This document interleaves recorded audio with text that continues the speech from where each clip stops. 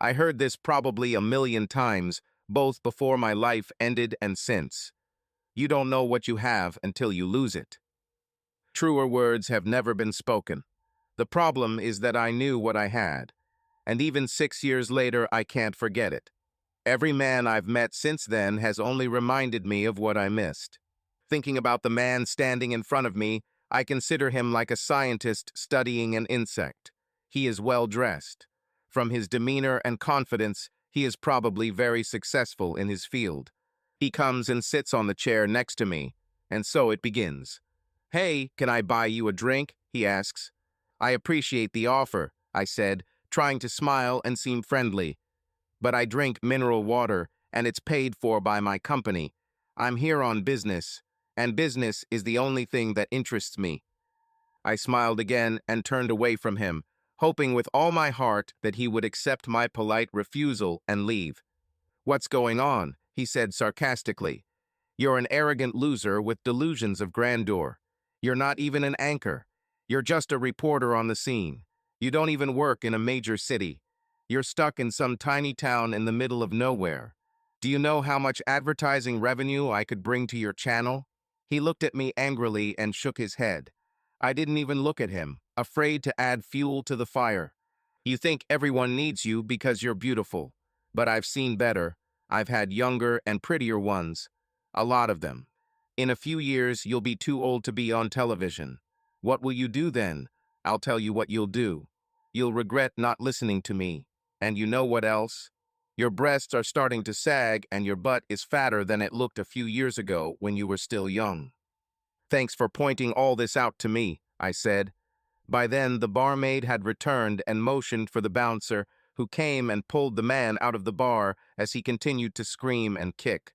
"He was crazy," the barmaid said. She was about 25.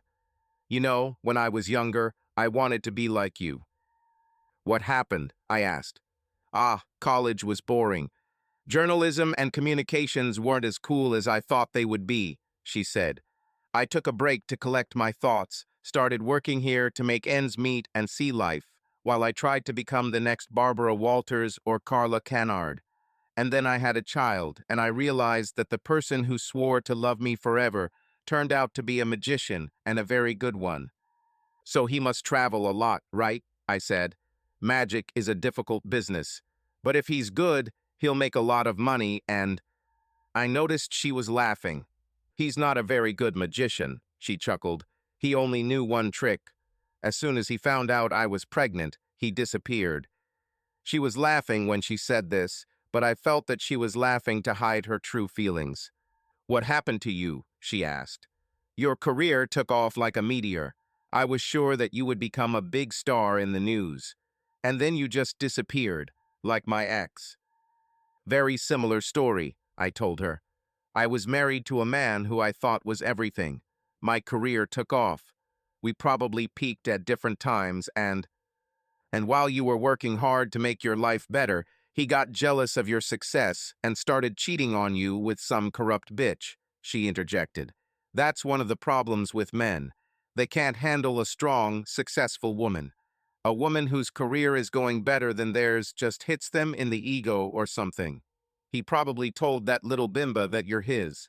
You don't understand, right?" "You're wrong," I said. "Kevin supported everything I did. He was so proud of me that he made one of those bumper stickers to show it. It said, 'I don't have to put up with this crap. My wife is a star.'" "So what happened?" she asked. She actually stopped cleaning the glasses and looked at me so intently that I couldn't refuse her. They say that talking about pain helps relieve it. 6 years have passed, and all my talking has done nothing but make the pain worse. I talked to friends and family. I spoke to therapists and priests. What's wrong with talking to the bartender? "It's difficult," I said. She looked at me, even more intrigued. "I have time," she said. "There aren't many people here, and you probably have an hour before your room is ready, so—" "I cheated," I said. My voice was so quiet and my tone so low that I could barely be heard. But I realized that she heard me by her reaction. Her eyes opened wide, her nostrils flared. Her entire expression became more interesting and slightly judgmental. "Wow," she said. Was it some hot guy you met while reporting, or a movie actor? No, I said sadly. Oh no, it has to be your ex-boyfriend, right? Your first love? She asked. No, I said again. Please don't tell me it was some rich asshole or a guy you wouldn't even spit on if it weren't for the fact that he had a huge one because… I cut her off because she started to bore me. It was my balding, nearly 50-year-old married cameraman, I finally said. She looked at me in confusion. He must have been very good at pee, she began. Honestly, I don't even remember, I said. He really wasn't, if you think about it. It's just complicated. Jerry was more of a friend than anything else. It only happened 3 times, and they were very drawn out, so it wasn't an affair. The first 2 times we only kissed, and it was always in extreme circumstances. The first time. In fact, all 3 times were during or after life or death situations. Once we were reporting during a hurricane on the coast. To give the audience the full experience, we had to go outside. We set up in a city near where the hurricane was expected. We thought we would be safe. Jerry and I grabbed our camera and went out to take some pictures before the hurricane hit. We thought we would show a before and after so that viewers would fully understand the extent of the damage. The problem was that the hurricane not only didn't hit where we expected, it didn't hit when we expected. The 2 of us were caught right in the eye of the storm. We had to take shelter in the garage we broke into to get shelter from the storm. The wind howled outside, we were terrified. We had no connection, so we couldn't contact anyone. And as we tried to protect ourselves from flying glass, we literally saw our truck flip over from the force of the wind. We were sure that we would die. We huddled together for warmth and security, and it just happened. One moment we were shaking and afraid, and the next we started kissing.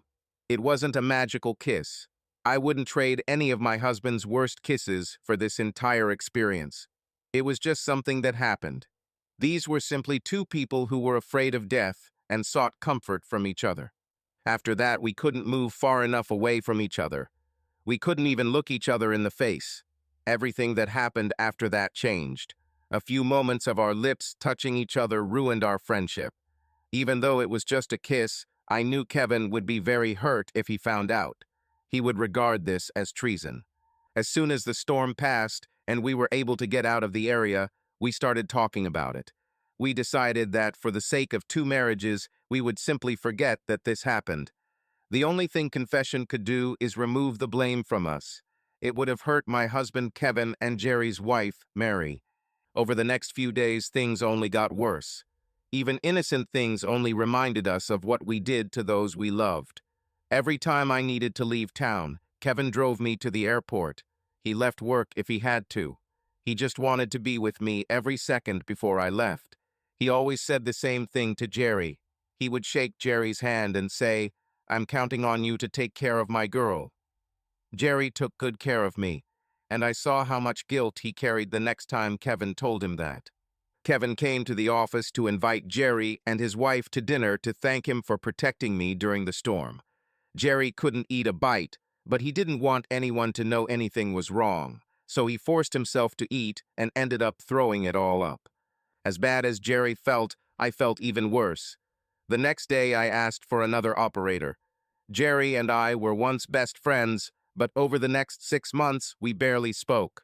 I don't know about Jerry, but I tried to avoid him. I even skipped office parties if I thought he would be there. This worked for a while, but 7 months after the incident, I had to go away on a reporting trip, and my regular cameraman was unavailable. My producer sent Jerry instead. It was awkward, to say the least. But at the end of the day, we were professionals, and we did our job. After several times we had to work together without incident, we put the past behind us. I didn't work with Jerry regularly, but if we had to work together, it wasn't a traumatic experience. I was assigned a story about a shooting at a local shopping center. The police allegedly captured the shooters. Everyone was interested because this shooting was different. Allegedly, this was not just a lone madman. There were rumors that the shooting had something to do with a domestic terrorism group. Jerry and I were supposed to interview survivors of the shooting. As soon as we reached the mall, there was a strange tension in the air. It seemed as if the place where people usually came for shopping and entertainment had changed forever. And there was more than just that. From the moment I entered the mall, I had this feeling of expecting something bad to happen. I wasn't wrong. We had only been in the mall for about 15 minutes when the first shots rang out. Then the entire mall went dark and the screaming began. People ran towards us in fear.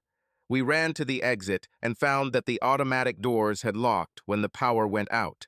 We were literally trapped inside the mall with the second wave of shooters. Apparently, they were sweeping the mall, shooting everyone they saw. Jerry and I hid until we got lucky. Jerry found an underground technical tunnel. We slipped in and closed the lid over ourselves. We hid there in the dark while all hell broke loose above us. The tunnel was barely big enough for the two of us, and we thought we could be found and killed at any moment. After everything calmed down, we waited. The silence was worse than the shooting. I think the stress got to us that time, as well as the guilt of being alive when so many people weren't. All I can say is that it happened again, and this time the kiss was hotter. There was no love in it, but Jerry started rubbing himself against me as we kissed. My legs spread like a cheap bitch's, and if the police hadn't started shouting that everyone who was hiding could come out, we would have had sex. I hated myself. The next day, Jerry came to work and quit. He took a job at another news station, so he and I would never work together again. I haven't seen him for over a year, and when I saw him, he didn't look like himself. He had lost a lot of weight and looked terrible. I found out that Mary had cancer and was dying. Doctors gave her no more than 6 months to live. Mary struggled, but Jerry was beside himself. I had to support him to help him get through it. Kevin helped too. I don't know how it happened the third time. All I know is that Mary started to get better, and Jerry and I celebrated it. The celebration and our joy at the thought of Mary beating cancer made us stupid. That time our luck ran out. We drank too much alcohol, and the moral principles and common sense that prevented us from going further the first 2 times no longer applied. I found myself in bed with Jerry, and it felt more like a medical examination than an act of love or passion. It felt like I was looking down at my body while this was happening. It wasn't fun. Everything seemed wrong, but I was powerless to stop. When it was over, I felt a huge sense of guilt. Both Kevin and I had keys to Jerry's house. They were there in case one of us needed to take clothes or other things from the house to take to the hospital for Mary. Jerry and I were just starting to feel guilty about what had happened again when we heard the door slam. This sound let us know that someone was in the house. A few seconds later, we realized who it was. I knew that sound anywhere. It was the sound of my husband's Mustang. The screech of his tires as he drove away brought me out of my stupor and into action. I should have talked to Kevin before he did something stupid. I grabbed my purse from the floor and called him. His phone rang and rang. After the 5th call, I got to his voicemail, but had no idea what to say. I finally left a message asking him to call me back as soon as he received the message. I didn't know what he saw or heard. I needed to hear him to understand how much trouble I was in. I looked at Jerry, who was holding his head in his hands. "I'm so sorry," he said. "This should never happen again, if there is something." I didn't answer him. I did not care. The only thing I cared about was Kevin. I called him again and, to my surprise, he answered the call. I could tell he was upset by his reserved and decisive manner of speaking, but he seemed very controlled, or at least that's what I thought. "Carla, I understand that you probably want to talk about this," he said, "but I need time. I need a few hours to collect my thoughts and calm my emotions. I wouldn't want to do something stupid. I'm home. I'm going to take a nap and try to come to terms with. You know, just let me wait a few hours and call me before you get home." This sounded very reasonable in this situation, but something about this whole situation seemed unreal. "I love you, Kevin. I'm so sorry," I said. He just hung up. This was the first time I didn't hear him say, "I love you too." That in itself was painful. I was very afraid that I had seriously damaged our marriage. I couldn't give him the time he needed. I called him back an hour later. He seemed out of breath. All sorts of thoughts arose in my head. I imagined that he found an easily accessible girl and had sex with her in our bed. Then I realized that if he had done this, I could not have said anything, because what I did was much worse. "Kevin, honey, can I come home?" I asked. "I'm not ready yet," he said, breathing heavily. "Kevin, I have nowhere to go," I said. "Why don't you go back and sleep with Jerry again?" he spat.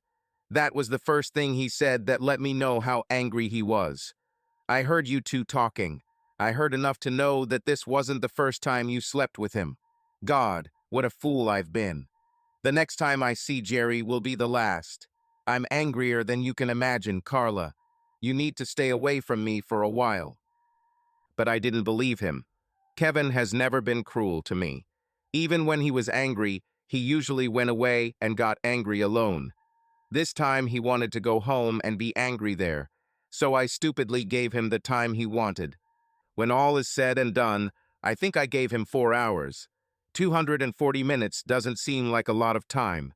This is the time it takes to watch 2 average movies. This is half a working day. It really isn't that much time. But he worked hard. That's why he was out of breath. My husband didn't have sex with some bitch to get back at me. It was my mind trying to rationalize things or create some action on his part that would make it more likely that we would stay together. I needed it, so it may have been some kind of coping mechanism. But after 4 hours, I couldn't stand it anymore. If he wanted to yell at me, give me the silent treatment, or even hit me, he could do it. But I had to go home. I hoped that somehow, by seeing how upset I was, he would understand and maybe his anger and pain would lessen.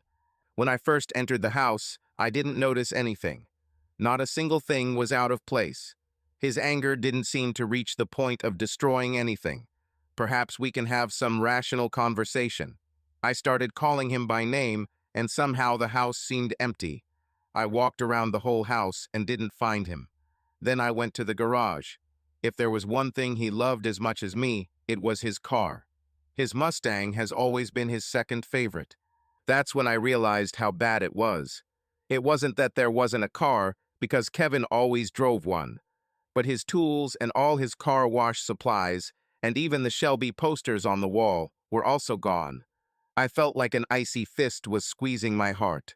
I ran back into the house as if my life depended on it.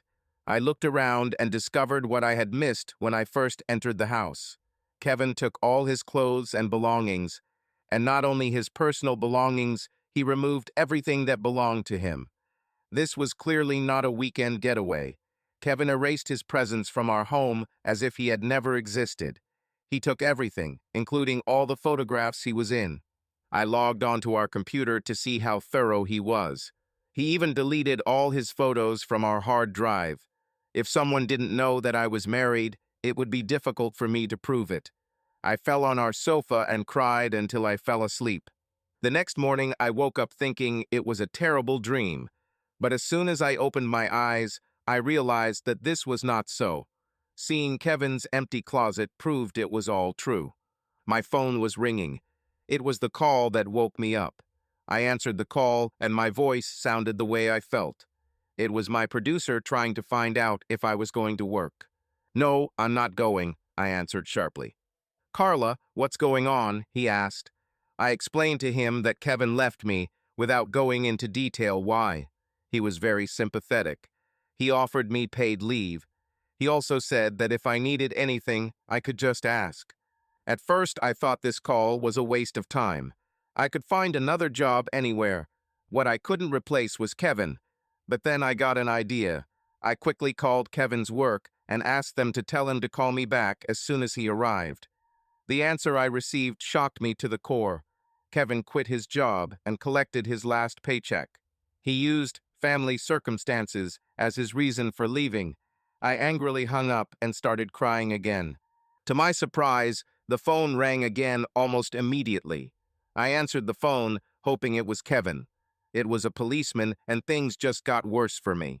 He then handed the phone to Jerry. Jerry asked me to come to the site and get him out of there. I was out of ideas and needed to get out of the house, so I said I would come talk to him. I wasn't sure anything Jerry related would be a good idea. The only thing I didn't want was for Kevin to decide to talk to me and find out that I was talking to Jerry again. I almost said no, but I decided that I might need Jerry's help in getting Kevin to talk to me. Maybe Jerry could calm him down. When I got to the station, I told who I had come to see. A female paratrooper sergeant showed me the room. A few minutes later, Jerry was brought in. He was handcuffed, but it was more of a formality than a necessity, given his condition. "Mr. Mathers, you need to keep your temper under control," the woman said as she left the room. Jerry sat down and covered his face with his hands. He started crying. The sergeant must have heard him because she quickly returned and began to calm him down. After a few minutes, she managed to calm him down and left again. "You don't look any better either," she told me. "Jerry," I called him. He looked at me. "Sorry, but I had no one else to call," he said. "Just tell me what happened," I said. "I need to be home in case Kevin calls or decides to come back." "There's no chance of that, Carla," he said sadly. "He left. He's moving to another state to start over. He told Mary he didn't know where he wanted to live. He just wanted to be as far away from you as possible. He could be heading anywhere." I stood there in shock as his words rained down on me. This couldn't be true. This couldn't happen to me. Suddenly, I rushed at Jerry and started hitting him as hard as I could. I split his lip and scratched his face before a couple of officers came in and pulled me away from him. They were about to kick me out of the room, but Jerry yelled at them to let me stay. "I just told her some very bad news," he said. They moved my chair away from the table and told me not to get up from it. "Jerry, what else did he tell you?" I asked desperately. "He didn't tell me anything," he muttered through his split lip. "He spoke to Mary. He came to say goodbye to her and tell her how sorry he was that he could no longer help and support her." "Kevin told Mary about us?" I asked in shock. "He should have," Jerry said sadly. "But your husband is too noble for that. He just told her he was leaving. He didn't mention us at all. But he and Mary were quite close. She could tell something was wrong and asked him about you. He said to her that you are finished with him. That's all he said. He kissed her goodbye and left." Jerry started crying again and couldn't continue talking. "Carla, when I got there, Mary was thinking and kept asking me questions. She told me that he didn't look so angry as he looked hurt. She kept going over and over in her head. She started asking me questions. She came to the conclusion on her own that you cheated on him. I think it was just an assumption at first. And then she started asking me if there was someone you were especially close to when we worked together. She looked straight into my eyes the whole time. I tried to keep my face up, but I'm not very good at lying or hiding the truth. At one point, she asked me if I knew anything about you cheating. I tried to tell her that it wasn't like that. How do I know this? I didn't know what to answer, and she just read it in my face. She blushed and simply blurted out, "How many times have you slept with her?" she shouted at me. Before I could say anything, she tried to get up and pressed the button to call the nurse. "Get out of my room, you bastard," she shouted at me. Suddenly, there were a lot of nurses around. She pointed at me and told them not to let me back in. I didn't want to leave. I needed to tell her that I loved her and that it didn't mean anything, but they just pushed me out. Then the security came and I began to resist. We knocked over a lot of equipment in the ward and they called the police. "You need to get me out of here so I can talk to her," he said. I actually bought it. But I only saw Jerry twice after that. Next time in 3 weeks at Mary's funeral. After that day, she never spoke to Jerry again until the very end. No matter how hard he tried, she didn't want to see him. Her condition worsened, as if she had simply lost the will to live. Finally, when it became obvious that she had very little time left, the nurses relented and called Jerry. He looked terrible after the funeral, telling me about their last moments together. She looked at me and said, "Oh, it's you. In a way, I'm glad you're here. I have a question that I can't handle. Why did you marry me?" "I married you because I loved you," I told her. "So you stopped loving me when you started having that bitch, or you started with her because you found out I was dying?" she asked me. He looked at me with tears in his eyes. "I knew I had to come up with something good," he said. I also knew that Mary could pick apart my words, so I had to be careful what I said. "And what did you say?" I asked when he started crying again. He wiped his eyes and shook his head. "I didn't have time to say anything," he said. "She died before I could open my mouth. My wife died thinking I didn't love her. It's all our fault, Carla. We killed her. We had sex to celebrate her recovery, and it ruined 2 marriages and lives. 4 people. Her family barely allowed me to come to the funeral. They look at me like a murderer. The woman I loved most of my life died hating me." "She didn't hate you," I told him. "She was angry and hurt, that's all. But she really hated me. I tried to see her to apologize, and all she did was yell at me and curse me before she kicked me out of the room. I just wanted to say, she says, I'm sorry." "I tried to do the same thing with Kevin," he said. My head shot up at the sound of my husband's name. "Kevin?" I blurted out. "He arrived this morning. Mary's family allowed him to see her body before the funeral. He brought a huge, beautiful bouquet. I found out later that he had been talking to her on the phone quite often in the last few weeks. I happened to see him leaving the funeral home just as I was driving up. I tried to talk to him, but he just walked past me and ignored me. He didn't come to the funeral because he didn't want to see you or me." I couldn't believe Kevin came home and didn't see me or even try to call me. The next time I saw Jerry was less than 2 weeks later at his own funeral. Mary's funeral was large and full of people who loved her. Jerry's funeral was small and somber, with only a few people in attendance. His sister, whom I had only met a few times, looked at me with contempt and walked away when I tried to express my condolences. I realized that she knew about what happened between Jerry and me. In her grief, she was looking for someone to blame for her brother's death and the breakdown of his marriage, and in her opinion, I fit the bill. It wasn't my doing. Jerry simply couldn't go on living. He truly believed that our actions led to the death of the woman he loved. I didn't believe it. But apparently Jerry believed. He had a lot of painkillers and other strong medications left over from Mary's cancer treatment. He mixed them all into one powerful dose, swallowed all the pills one by one, and washed them down with alcohol until he lost consciousness. He never came to his senses again. The note he left said that he followed Mary to the other world to ask for her forgiveness so that they could be together again.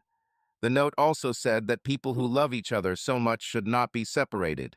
I understood his feelings about this. Breaking up with Kevin was killing me.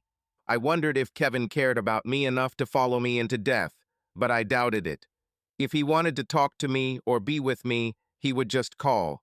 But I killed his love for me, just as Jerry believed we killed Mary. The rational part of my mind told me that cancer killed Mary.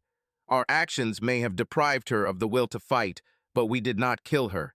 The only thing we killed was my marriage and Jerry's marriage, and we probably killed my career. I started drinking too often and too much. My on-camera performances suffered. My producer told me to take more time off because what made me special, my enthusiasm and interest in doing things on camera, was gone. Now I seemed indifferent. My ability to care about anything disappeared. He showed me the footage of me covering the nursing home fire, and I had to admit that I didn't seem to care at all about these poor, sick, old people who were homeless. He was right. I spent all my money on private investigators to find my husband. He owed me an explanation. I just wanted to talk to him. I'm sure we could do it. He should have listened to me. The pain in my heart just wouldn't go away. I understood Jerry. The only thing that kept me from following him was that I didn't have a chance to explain myself or talk to Kevin. At least Jerry managed to do that. It's been 6 years now. 6 years of drinking and trying to quit drinking, therapy, hopes and disappointments, tears. But deep down I knew that this was not the end. I knew deep down that one day we would at least talk. This is what I live for. The barmaid looked at me with an expression of sympathy on her face. "What a story," she said. "I think you just need to get over this guy and move on. You don't want to spend your whole life chasing a guy who doesn't want you anymore. You made a mistake. Be a woman and get over it. Besides, you don't even know how he lives now. He may already be married and have 6 children.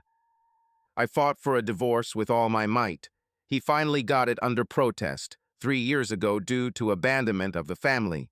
He, too, cannot move on. He had 3 or 4 short affairs, and none of them lasted longer than a month. Each of them tore my heart, but he always tore them apart, I think, because he could not forget me. If you don't know where he is, how? She asked. I smiled at her. Now I know where he is, I said. Everyone knows. He's pretty famous now. I always knew Kevin would be successful. It just took him longer. It's harder to become a successful writer than a reporter. Writer? The barmaid asked in shock. Carla Kennard. I had to put 2 and 2 together. Your husband is Kevin Kennard, isn't he? I simply smiled and nodded. But he's famous, she stuttered. He writes books and scripts for films, and he is the dream of many. You were such a fool. She just looked at me and shook her head as she walked away. She went to serve another customer, then took out her cell phone and started talking into it enthusiastically. I never knew this. Now everything becomes clear, said a voice behind me. I turned around and saw 2 women behind me. The petite one was my producer, Meg. The tall, courageous woman was my new cameraman, Dina. That's why you only work in small towns now, Dina said. And why do you refuse to work with male operators? I'm so sorry, Meg said. I thought we were friends. Why didn't you ever tell me all this? Sometimes it's easier to talk to a stranger, I said. Even if they judge you, you'll never see them again, so it doesn't matter. Well, it might help understand the reasons for your strange mood swings sometimes, Meg said. I felt that we were approaching one of those moments when we would have to share feelings. It looked like she was going to hug me. The barmaid was heading towards us again. She had a wide smile on her face. At almost the same moment, or very close to it, a small nerd in a white shirt and black pants walked into the bar, clutching a book like it was a treasure. Carla, I need a favor, the bartender said. It's like fate. What exactly? I asked suspiciously. This is my boyfriend, Greg, she said, pointing at the nerd. He's probably the biggest Kevin Kennard fan I've ever seen, and I'm the biggest Kevin Kennard fan in the world, I corrected her. Well, I'll admit you're right, ma'am, Greg said. But could you give me his autograph on my copy of his latest book? At the same time, he made puppy dog eyes. Even if I wanted to, how the hell would I get to him? I asked irritably. This is the easy part, ma'am, Greg said. He's signing books across the street at the hotel where I work. The line goes all the way to the corner, but that stuck-up manager should have let you through. He's here for the weekend at the book fair. He's also here because his favorite childhood band is playing nearby. As he spoke, my heart began to beat faster. A light sweat appeared on his forehead. I was both incredibly nervous and incredibly happy. Let's go, I said, snatching the book from Greg. Are you sure? Asked Meg. Maybe you should come up with a plan. You could pretend you're interviewing him for a story and see if there's any spark. It might help you maintain your dignity, in case something goes wrong. Not this way? The look on her face told me that she truly cared about me. So much of our communication with other people occurs on a nonverbal and involuntary level. Caring literally oozed out of her. She really didn't want me to get hurt. This went beyond the usual concerns about his television talent. I smiled at her. I was so excited to see Kevin that I was ready to explode with happiness. Meg insisted on coming with me, and so did Greg. We left one hotel and walked across the road to the next. Since Greg worked there, he led us straight to the hall where the autograph session was taking place. Even before we arrived at the venue, I saw signs and posters for Kevin's book fair appearance and book signing. Seeing your husband's face on a poster that was at least 5 times the size of the real thing makes you nervous. Women who stop and look at the posters are not helping. The closer we got to the hall, the more nervous I became. There was no need to worry so much. We took the elevator to the desired floor and lost Greg. His manager was looking for him and sent him on some assignment. When we turned the corner, we saw a line of people standing in the middle of the corridor. As we got closer, we realized that Meg was probably right. Most of the people in line were holding copies of Kevin's new book. There were several people from the publishing house there to maintain order. Meg and I stood in line and looked at each other. I think they both thought we could just go up and talk to him. The woman in front of us in line looked at me intently as Meg and I talked. She patted me on the shoulder. Um, aren't you? I'm a big fan, and well, you used to be a reporter, right? And weren't you married to him? She asked excitedly. She's still a reporter, Meg said. One of the publishing house workers heard us and came over. He looked at me carefully while we were talking. You don't belong in this line, madam, he said. Let me call Heather. Come with me. We followed him through the line, avoiding most of the people outside the hall doors. Rumors about who we were spread faster than we could move. I heard people whispering around me, and everyone was looking at us. We politely walked through the doors into the hall, where our new chaperone spoke with another man from the publishing house. He was wearing headphones. He listened to our escort, looked me up and down, and began talking into his headphones. Greg joined us again. This is Heather Murphy, he whispered. She's his manager. You know, I never noticed this before, but now that I see you in the same room, it all makes sense. What becomes clear? I asked. She is you, he said. Look at her. She's a younger, taller, more beautiful, slimmer version of you. But with glasses, Meg added. I looked across the hall. There stood a tall, slender, busty blonde fluttering around Kevin. She massaged his shoulders and talked to each person as Kevin signed their books and made small talk for a few seconds. As we watched, the guy with headphones standing next to her tapped her on the shoulder and pointed at us. Even from across the hall, I could see her expression and body language change. She looked me up and down and whispered something in my husband's ear. Apparently, she didn't mention me because he kept signing books. Then I noticed something about her that made me angry. She touched him constantly.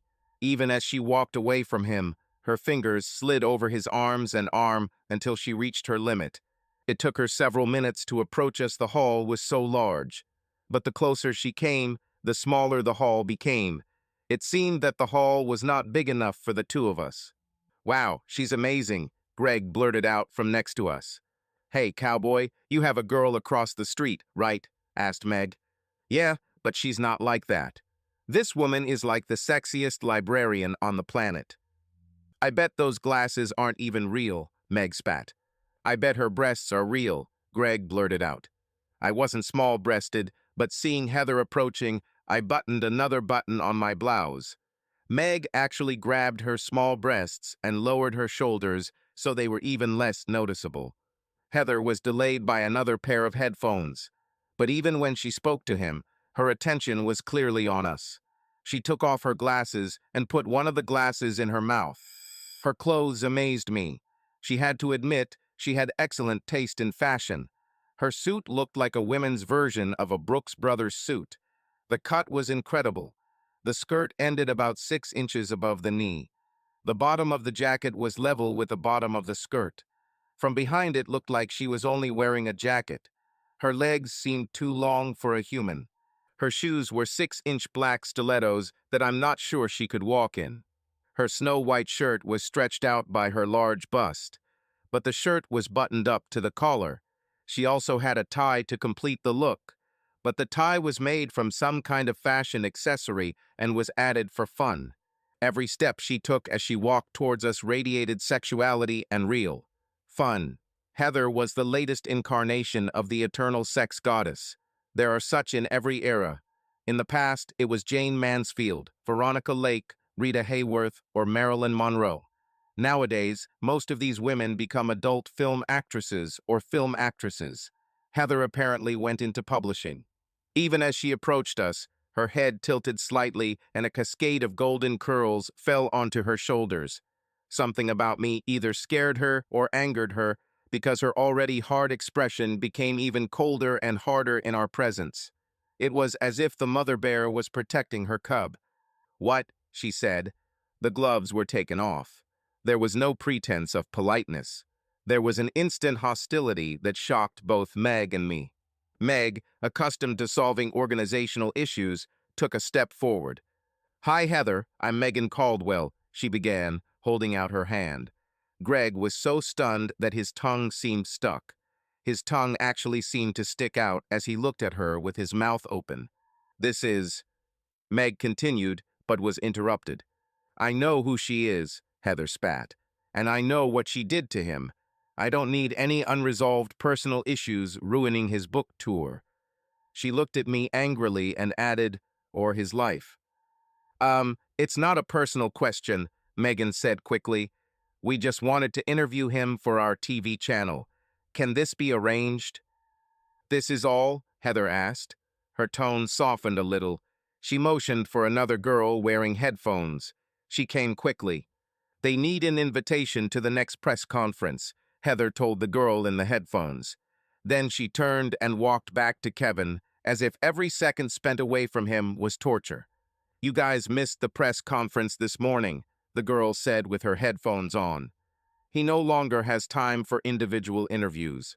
The next press conference will be the day after tomorrow, New Year's Eve, at the Children's Hospital downtown. He is making a large donation. I can't promise, but I'll try to spare you a few minutes to ask him questions. But don't count on it." As she spoke, Heather touched my husband again. This time it was even worse. While she allegedly massaged his shoulders, she pressed herself against him, rubbing her large breasts into his back. The whole experience hurt me more than I wanted to admit. I threw myself into it because I deeply believed that things weren't over between Kevin and me. I still loved Kevin with all my heart, and I was sure that he still loved me. No matter what happened between us, no matter where we were or what we did, this love will survive somehow, some way. While Meg was negotiating, Greg was anticipating, and Heather was demonstrating her charms in the distance, I decided to take a moment and quietly leave. I returned to our hotel and found out that my room was finally ready. I climbed into it and collapsed on the bed, sobbing. These weren't the first tears shed for Kevin, and I was sure they wouldn't be the last. But one would think that some spark, some mystical energy of the universe would at least let him know that the love of his life was in the same room. Kevin. This day was strange. Almost from the moment I opened my eyes this morning and went for a run, I knew this day was going to be different in some way. I could almost say I felt it. But it had been so long since I'd allowed myself to feel anything that I wasn't sure if I even knew what it meant to feel. There was a time, a long time ago, when everything was different. But it was so long ago and so far from my current life that it seemed as if someone else had lived that life. I was signing books at one of those hotel book fairs. Hotels love them because avid readers plan their vacations around the opportunity to meet and talk with their favorite authors. I love interacting with ordinary people who read my books. So-called superfans scare me. Some of them know more about my stories and characters than I do. The real crazy people think that I wrote a specific story about them personally, or that we have some kind of connection. They are the ones who often have to be taken away by security after talking with me.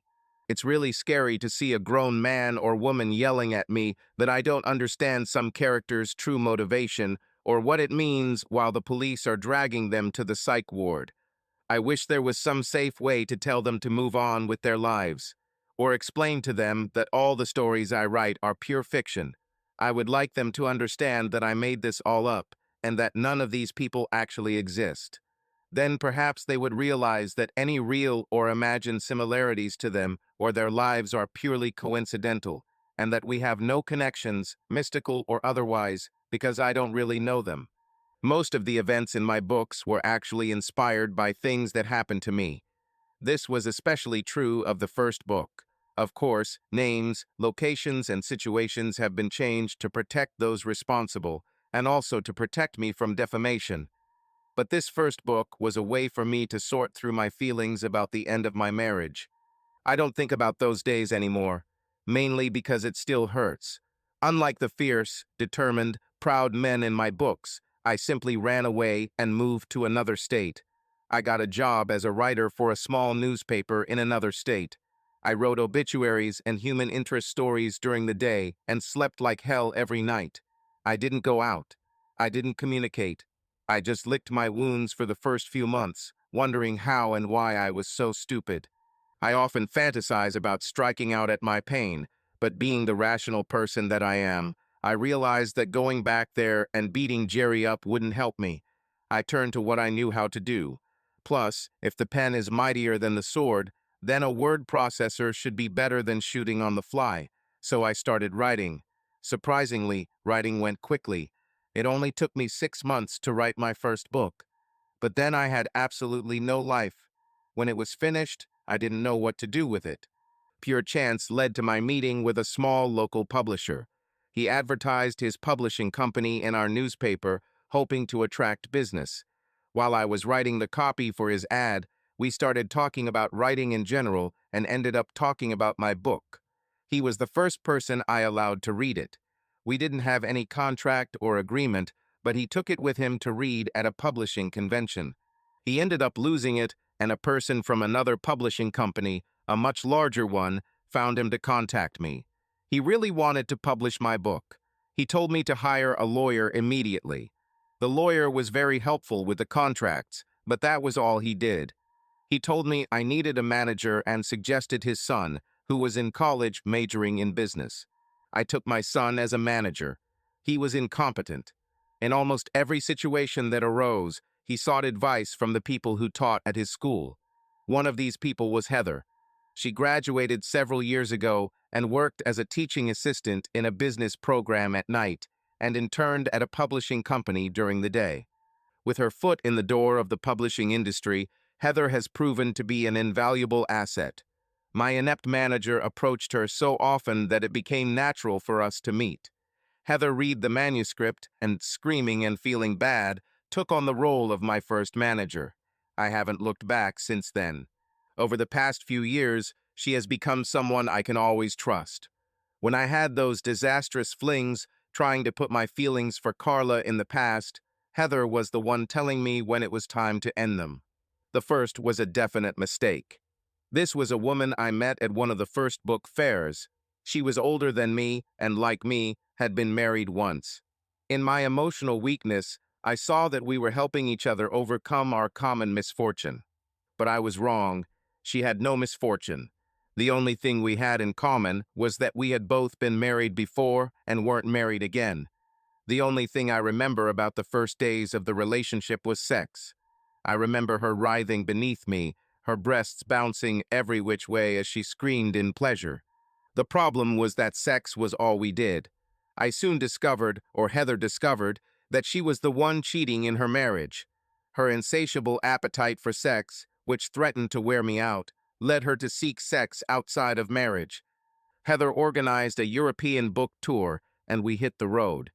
Around this time, the film rights to the first book were sold. I was also hired as a technical consultant for the film. It's been a busy time since I started writing my second book, but not so busy that one of the actresses on set, a beautiful young Italian, didn't catch my attention. This was another disaster. She wanted to marry me so much that she distracted me from writing by spending all our time together. Heather would not allow this, so the beautiful Helena was sent home. There were one or two others, but I noticed something about all of them. No matter how worldly and experienced they were, or beautiful and young, none of them really touched me. None of them made me feel anything. It was sex and nothing more. I had everything I dreamed of and more. I had cars. I had money. I had the career I had always dreamed of. But I had no one with whom I could share it. I decided that I preferred to be alone. Carla has ruined all women for me. I found myself unable to feel anything. But that day, while signing books, I felt something for the first time in a long time. Heather stood behind me, massaging my shoulders while I signed. We had a system. It was relaxed and easy. We practically improvised the entire procedure. I said different things to each person, but actually spent no more than 45 seconds on each person. I remember Heather walking away to do something. At that moment, I was in the zone. My thoughts were focused on where I would go after signing. I would smile, ask for a name, listen to a question about some aspect of one of my books, smile again, and start with the next person. It only took a few moments for Heather to return, and when she came back, she started massaging my shoulders again. This time, she stood right behind me while massaging. She leaned in to hear what the people I was signing for had to say, and as she did so, she pressed herself against my back. I grabbed her hand and pulled her away from me before either of us could do anything stupid. Heather probably did it innocently, but she had a fiancé somewhere nearby, and I didn't want to complicate their relationship. Even as I pulled her away from me and continued to sign, I felt something. I looked towards the door, and one of the employees was talking to a small woman and a guy who looked like a nerd. I managed to see someone leaving the room. All I saw was a strand of blonde hair as the man walked out of the hall. If people left without waiting for me to sign their books, then I was moving too slowly. Luckily, Heather motioned, and one of the staff members closed the door. It took me another hour to sign all the books that were already in the room, but at least no one else could get in. An hour later, the last woman walked up to the table in front of me, smiling. Heather reached over and told me she would be back in a few minutes. She needed to check the number of people and how many books were sold. "She's beautiful," the woman said, holding out her book. "But they were wrong. She's nothing like your other one. She had no desperation or desire, but I think she loves you more." I just looked at her and smiled. I had no idea what she was talking about. I thought she was just crazy and talking about some character from one of my books. "She should have stayed in line with me. If she had stayed, she would be talking to you right now with me," she said. "But I think she thought that since she was married to you, maybe she could just." Even as she spoke, the pen fell from my fingers, and I looked at it in shock. "What?" I muttered. "Carla was. She was here with me just an hour ago. She seemed really excited to see you and—" "Oh," she sighed, noticing that I had ruined the signature on her book from shock. "Well," she said, "I think it will be worth a lot more to collectors." "I'll replace your book and sign a new one," I said. "We're in a bookstore."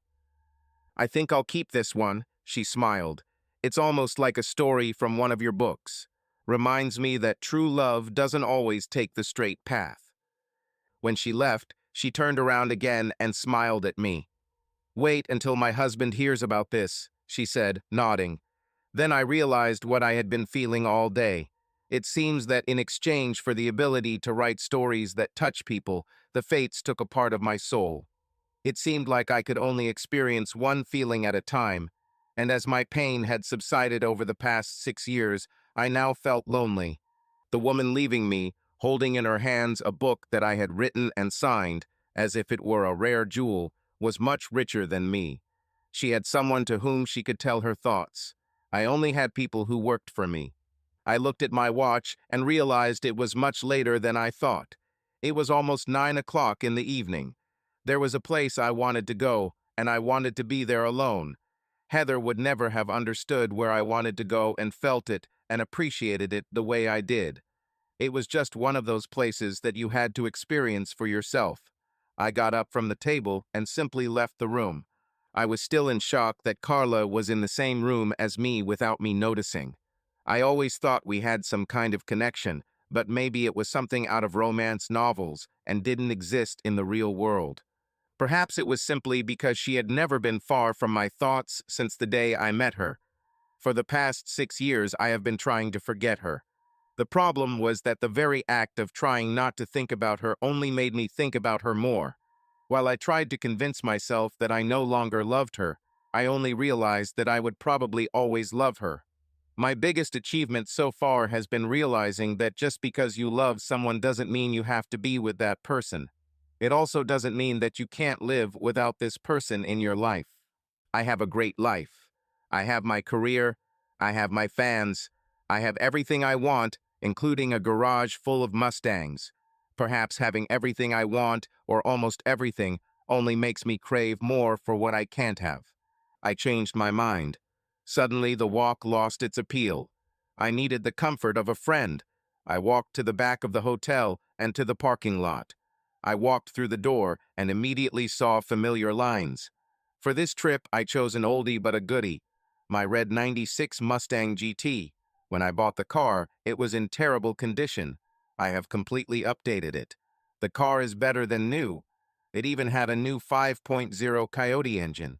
This engine had a twin Whipple supercharger. It produced over 600 horsepower in a platform that was smaller and lighter than the last two generations or the next one, which was due to launch in 2015.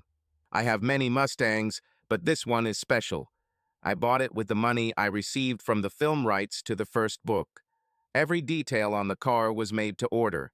I spared no expense because in my delirium, I somehow thought that owning this car would make me feel better. I once thought that if I put all my love into the car, I would forget about Carl. When that didn't work, I began a series of failed romances. When it was all over and some sanity returned, I realized how stupid it all was. The women were adults and fully functioning people. None of them were innocent. They all had their own schemes and plans for our relationship.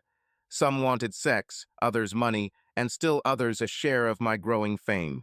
And like most women, they all thought they could somehow change me. None of them did. In the end, the women left, but the car remained. And although I have others, this one will probably always be my favorite. In a way, it's symbolic. Most people don't see this, but what they don't see is the most important. I think I expected women to make me feel the way I felt with Carla. She always made me feel like I was surrounded by love, or that I was the most important thing in the world. These women made me feel many things, but not this. I felt like I was part of a Ken and Barbie couple. One of those made-for-TV things where two beautiful people meet for the amusement of all the housewives so they can dream about it. The problem is that these things are never meant to last. True love is never perfect. True love is painful, dirty, and ugly. It's full of jealousy and fighting and people opening their hearts and souls, only to be disappointed because their partners are human, not telepathic. I think I expected these women to love me, and I didn't feel that way from them. At least not the way I wanted. The machine, on the other hand, was incapable of giving me love. But she gave me everything she was capable of, and it was much more than women gave. Starting the engine, as usual, made me feel free. I felt like I could go anywhere. Everything was open to me. From sea to shining sea, it was mine for the taking. To me, the running pony symbol on the front of my Mustang represented freedom. But I think people who drive Camaros and Corvettes feel the same way. Honestly, those poor lost souls who drive Civics and Priuses probably think so too. I stepped on the gas and 400 wild horses screamed into the night. With the windows down and the radio on, I was free. I was completely free. No friends, no family, no obligations, nothing held me back. For a whole block. Then I parked the car in front of another huge building. The guards all knew me and simply nodded as I walked past them into the canyon-shaped building. Several groups of men were bolting rows of seats to the floor around the oval structure. Other men were working to create a light farm on the newly erected stage. "Let's start with the bridge," someone said into the microphone. The sound over the PA system was tinny. Apparently, the audio technicians were still setting up the equipment. It wasn't a problem at this stage, as they had 2 days left before the show. All at once I saw them. I waved to the man holding the guitar. He was older and had given up the long, curly, afro-like hair he wore at the height of his career. Even as he nodded at me with a shrug, the band began a familiar section of a familiar song. "Someday Love Will Find You," sang the energetic ball of sparks who replaced their original vocalist. "Let us break the ties that bind you. One night will remind you how we touched and went our separate ways." The voice was clear and soulful. It wasn't exactly the same as the original singers, but it was as close as it could be. This is where I, like many other fans, found myself in a predicament. When I heard the voice on the recordings, it was clear that it was not quite as good as the original singer. Steve Perry's voice was a unique gift from God. No one could copy it exactly. But when you heard them live in concert, his replacement sounded closer to the recordings than Steve himself ever did. And from talking to a lot of people, he loved performing. Sometimes we outgrow the things we love to do with such passion when we are young. The band suddenly stopped when a burst of feedback from one of the microphones caused a high-pitched squeak that drowned out the music. I leaned back with my feet on the row of seats in front of me as they started again. I closed my eyes, realizing that the song Separate Ways, although not one of my favorites, seemed to reflect my state with Carla. It was especially fitting to hear this song at this moment in time.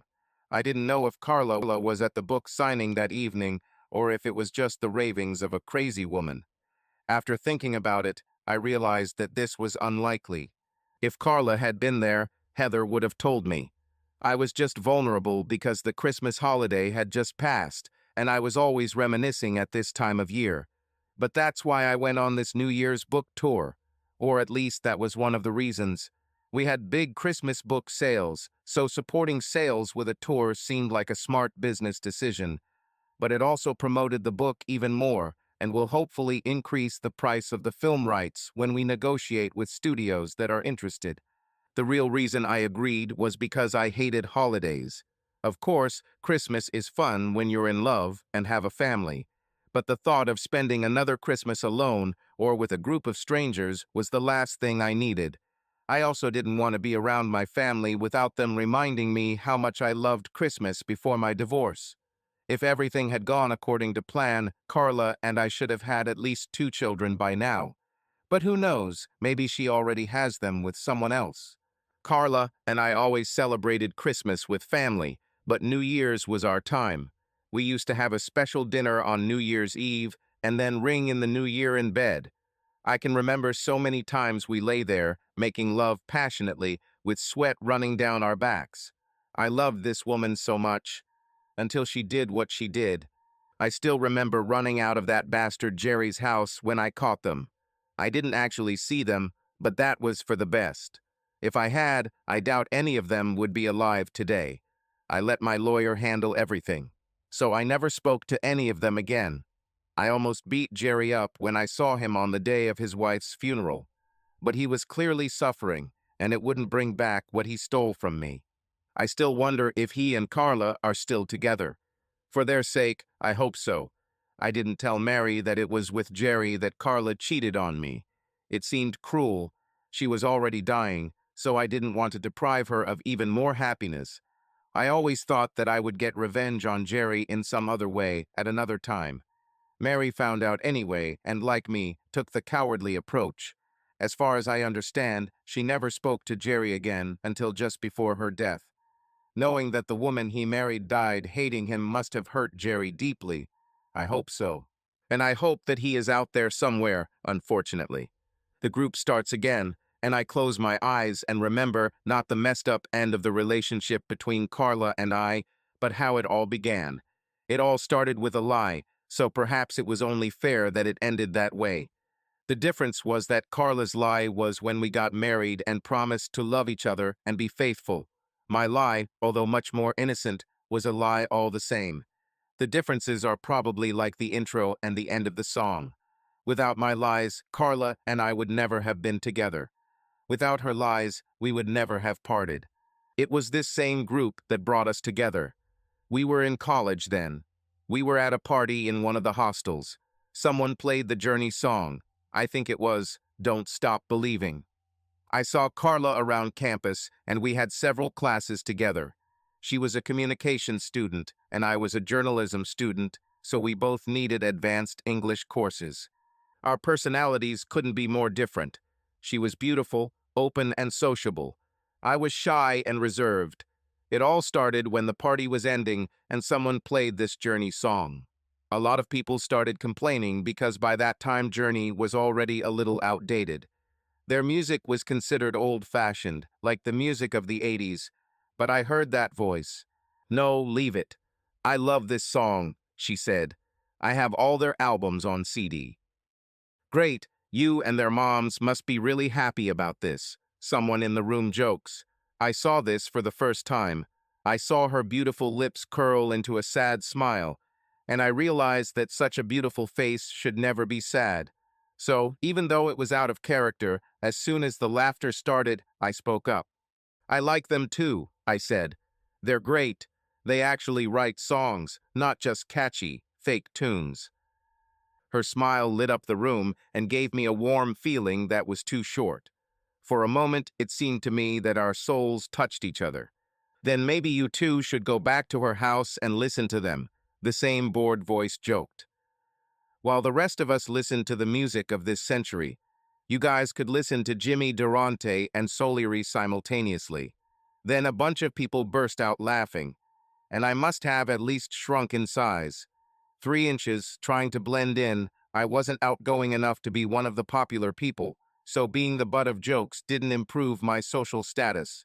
I think it will, she said. Then she extended her hand to me. All eyes in the room were on me. I looked around, then stood up and walked towards her, waiting for my climax. It never came. "Thank you, Kevin," she said as soon as we left the room. "I heard on campus that you're a really nice guy. I thought chivalry was dead.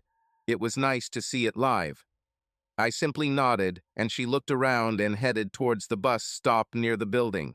"So we won't listen to your journey compilation?" I asked. "Do you really want it?" she asked. "I thought you were just—" "Of course I want to," I said, and then came the lies. I love travel. The fact is that she was the most beautiful girl I have ever seen in my 21 years of life. I would swear I loved Satan just for the chance to spend some time with her and get her to pay attention to me. For the lie, I received another beautiful smile. I drove her back to the dorm, and she sneaked me into her room. The girl she lived with returned to the party, and we listened to Journey. We listened to a CD she made of all her favorite Journey songs. She was a real fan, and the CD had a lot of their hits, as well as a few less commercial songs thrown in for good measure. We didn't have wild, addictive sex that night, but we ended up falling asleep on her bed together. The next morning, I woke up to her purring softly in my ear, our faces just inches apart. Each of us put his arm around the other's waist. Carla's roommate had a damn good sense of humor. She was a photographer, and when she drunkenly wandered into the room in the middle of the night and found us, she took several pictures of us lying there together. She printed out a bunch of them and posted them all over the dorm. I woke up to find the bluest and most beautiful eyes I had ever seen looking at me. I stood up and apologized. "Sorry, I must have fallen asleep," I blurted out. "Before or after you guys had sex?" her roommate asked. "We didn't study," I began. "I've known Carla for 6 years. She won't even let Dave sleep over with her, and he's her boyfriend. I saw you guys hugging each other while you slept. Such proximity arises only from the afterglow of a solid core." I grabbed my jacket and shoes from the floor and ran. On my way out of the hostel, I met several scared girls in various stages of undress. I didn't see her again until our class on Monday. As soon as I walked in, she grabbed me and dragged me back with her and her roommate. "You're hard to track," she said. "Let me guess, you're the kind of guy who sleeps with a girl and then runs away, right?" "No," I said. A few seconds later, everyone in the class was whispering about Kevin sleeping with Carla. I'm not the kind of guy who even sleeps with girls, let alone then runs away. Both Carla and her roommate Jessica's room started laughing as the people next to us started whispering that Kevin liked men. "Do you want to rephrase that?" she giggled. "I don't think I should say anything at all," I said. "Everything always seems to go wrong. Maybe I should just leave while I'm behind because—" "Because what?" she asked. "Because your eyes are so beautiful they make me tongue-tied," I said. "And when you smile, I just feel. I don't know. I feel warm throughout my body. It seems to me that I can do anything." "Well, whatever you're going to do will probably have to wait a while," Jessica said. She nodded towards the professor, who was just about to start his lecture. From that day on, Carla and I became one. We immediately had intimacy, but there was no sex. I didn't press because I had a feeling she was holding back. And then it happened. Carla told me that one evening she couldn't do anything with me because she had something important to take care of. I was young. I was stupid. And that was the first time I fell in love. I was also way out of my league. I mean, I wasn't a troll or anything, but I wasn't the guy that girls went crazy for. Carla always told me that she thought I was beautiful. She said I just needed more confidence. So the complete fear of losing her was just eating away at me. What could be more important to her than us? I decided to go to her dorm in case she came home early. She finally told me that she would call me if it wasn't too late when she finished what she had to do. If I had been there or nearby, we would not have had to waste time. She was my goddess. I enjoyed its light. So I walked to her dorm with my heart on my sleeve. Everything I saw made me smile. The sun seemed brighter. People seemed kinder and more beautiful. The birds sang louder and more cheerfully. All was right in the world. That is until I walked into the park across from her dorm and saw her sitting on a bench with another guy. They looked into each other's eyes and nodded. I immediately changed my mind. Goddess of my ass, she was easily accessible for two, and I couldn't stand her. The only thing protecting her ugly face was that I don't hit girls. If I did, I would go up there and knock the taste out of her mouth. I went home and emailed my professor. I told him that I would probably miss class the next day because I was sick. I asked him if he could send me the next reading assignment and any work that was assigned because I didn't want to fall behind. While I was sitting at the computer, my phone rang. Caller ID told me it was Carla. I didn't answer this. She left a message, and her voice sounded so cheerful and happy that I realized how devious she was. Apparently, her mood improved because she went out and slept with some guy. I just couldn't understand it. I never did anything to her. Why would she play with me like that? Then I realized that we were in college after all. It was a time in life when people did stupid things. Perhaps she promised to become a member of some sorority and had to humiliate a nerd to get there. Well, whatever it was, I was out of it. Game over. She called me 3 more times that night, and each time she sounded less happy. When I didn't show up to class the next day, her calls became crazy. She actually came into the apartment I was renting, but I was ready for this. I went to all the classes except one, which we did together. After classes, I went to the city center to the cinema. When the film ended, I went for a walk along the river in the city center. I stayed away from home until dark. Since she didn't have a car, I was sure she would be home before I returned. There were 12 messages waiting for me from Carla and 3 from Jessica.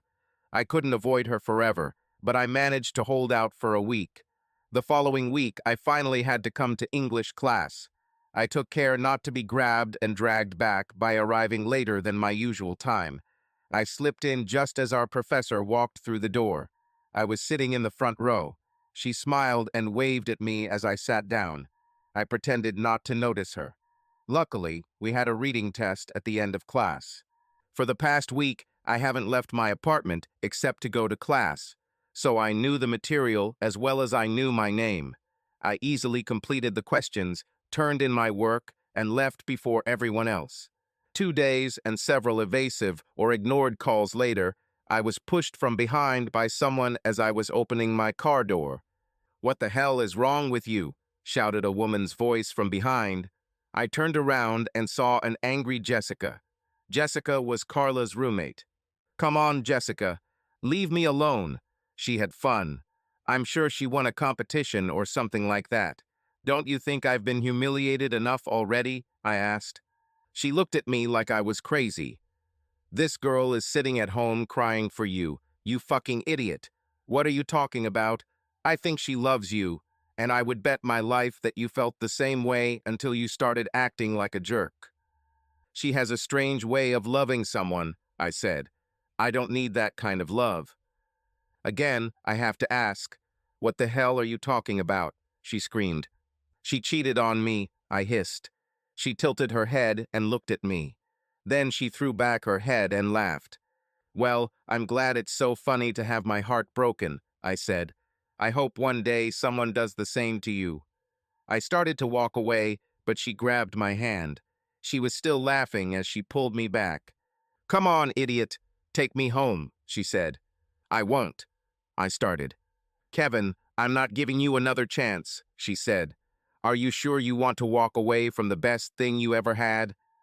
"I know you don't think well of me," I said, "but I have pride." "I know there is, honey," she said. But you're wrong. Technically, Carla couldn't cheat because she's a virgin. She'll probably stay that way because the person she wanted to change her status to is an idiot. Now, from a moral point of view, she was indeed cheating. Yes, she did something with another guy behind her boyfriend's back. The truth is finally coming out, I said. Can I go now? Boy, when God was handing out stupidity, you must have gone through the line twice, she said. Kevin, you're not her boyfriend. Not anymore, I spat. Now I'm her ex. You're her asshole, she spat. You have no obligations yet. Of course, when you're together, sparks fly and you're both willing to do some serious damage, but are you saying she's going to try to hurt me? I asked. Damn, Kevin, for a smart guy, you can be really dumb, she said. That's not what I meant. Carla didn't say that, at least not in words, but she loves you. And you love her, even if you're acting like an idiot right now. I really don't think you can be without each other. I think if you tried, you might survive, but you'd always feel like you're only half a person. In time, I will forget her, I said. I'd rather have a clean breakup than live my life wondering if she'll cheat on me again. Kevin, do you remember what I told you the first morning when you woke up in our dorm? Remember what I said about how you two looked? Remember what I said about how you slept all night together? She asked. Suddenly everything fell into place. You said she wouldn't let some guy stay the night, and he her. I said stupidly, "Oh my God." Kevin, you're too stupid to have a god, she said. This whole time, Carla has been avoiding her boyfriend to spend time with you. She cheated on him with you, stupid. And she's not that kind of girl. I think before you became so stupid, you were on the verge of getting something very special. But she didn't want to do it while she was still with Dave because it would really be cheating. Dave and Carla are not like you and Carla, Kevin. How are we different? I asked. Well, first of all, they get mad at each other and then don't talk for weeks. I don't think you two can go a day without seeing each other without feeling nervous and anxious. And secondly, when you are together, you don't see anyone else. Even I feel strange standing between you. It's as if there is a force that attracts you to each other. But anyway, what you took for her cheating on you was her breaking up with Dave so you could be together. And what did she get for it? You kicked her in the groin. She's crying because she has no idea what she did wrong. Oh God, I'm so sorry, I said. I feel terrible. I feel stupid, she added. I just hung my head and nodded. Like shit on toast, she continued. That too, I said, embarrassed. Like the most disgusting bastard that ever breathed, she added. I don't think I'm that bad, I said. So what are you going to do to make it up to her? If, for some reason, she decides to give you another chance, she asked. I think I would, I started. Kevin, stop, she said. I need to tell you something right now. You're a great guy, but you need to be more confident. You need to be more decisive. You don't have to be so timid, especially when it comes to Carla. She already loves you, fool. You don't have to reinvent the wheel. You just need to speak from your heart and tell her how you feel. You're really good at it when you don't think about it. Remember when you told her that thing about her eyes? It was really good. If you weren't so infatuated with my best friend, I would have slept with you myself. Now just relax and tell me what you will do to make it up to her. Well, first of all, I will never be stupid enough to jump to conclusions again. I'll ask her what's going on. And secondly, I will do everything possible to make her the happiest woman on the planet for the rest of my life. Carla will always be number one for me. No job, career, or anything else will ever be more important than her. She is already the center of my world, but I will make her the center of my life. Kevin, I think you'll be fine, she said. I took her home to their dorm. Let me talk to her first, she said. I sat in front of her dorm, waiting. It took more than half an hour, but finally Carla came down the steps. Get out of the car, Kevin, she told me sharply. I knew she was angry, and she had good reason to be. I went out and stood in front of her. All she did was hug me. Don't ever do that again, she said, sobbing.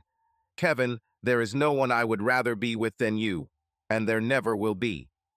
I need to tell you something, I said. No, you don't, she said. I've heard this before. Jessica recorded your conversation. I listened to it 3 times. That's why I couldn't go out for so long. Kevin, do you really feel this way about me? I feel that and more, I said. And then we started kissing. These weren't the soft, gentle kisses we were used to. We stood there for a while. Then Jessica walked down the steps. Can I turn off this Journey CD? She asked. Carla simply smiled. I bet I know what song you were listening to, I told her. In the present tense, the band started playing the same song again. I opened my eyes and left the past behind me as the new singer began the first verse. Here we stand, worlds apart, hearts broken in half, in half, in half. Sleepless nights, losing ground, I reach out to you, to you, to you. Feeling it's gone can change your mind. If we can't carry on, to survive, love divides. He directed the words towards me as if he knew what I was going through. Every time I heard this song, it made me think of Carl and me. Tears appeared in the corners of my eyes as he began the chorus. Someday love will find you, break these chains that bind you. One night will remind you how we touched and walked different paths. This song has always made me think. Never in my wildest dreams did I imagine a future without Carla. In fact, I didn't listen to this song anymore for this very reason. I spent the first 2 years without Carla feeling miserable and crying for her, even when I achieved the success I always wanted. I alternated between the noble part of me that wanted her to be happy with Jerry or someone else, and the evil part of me that still wanted to strangle them both with my own hands. There were times when I wished I had been so civilized and mature and not beaten him to a pulp. I also often regret not talking to her and finding out everything. I think what I would like to ask you most is why. I mean, I know I was never beautiful enough for you, and I wasn't successful enough for you. But what is it about Jerry that makes you love him more than me? I didn't even realize I said it out loud until I heard a voice trying to answer me.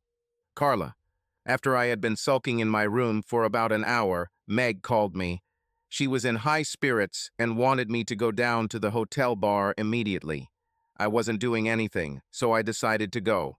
If I felt unbearable, I could always go back to the room and continue crying. Damn, I'm so tired of crying. Sometimes it felt like I had been crying for 6 years straight. When I entered the bar, I saw many familiar faces. The bartender continued pouring drinks. Her boyfriend Greg was sitting at the table with Meg, Dina, and another man I had never met before. I saw him somewhere, but couldn't remember where exactly. As I approached the table, they moved to make room for me. Carla, damn it, Meg said. You sat in your room and cried again, didn't you? I couldn't help it, Meg. I was so close. It was the closest moment in the last 6 years.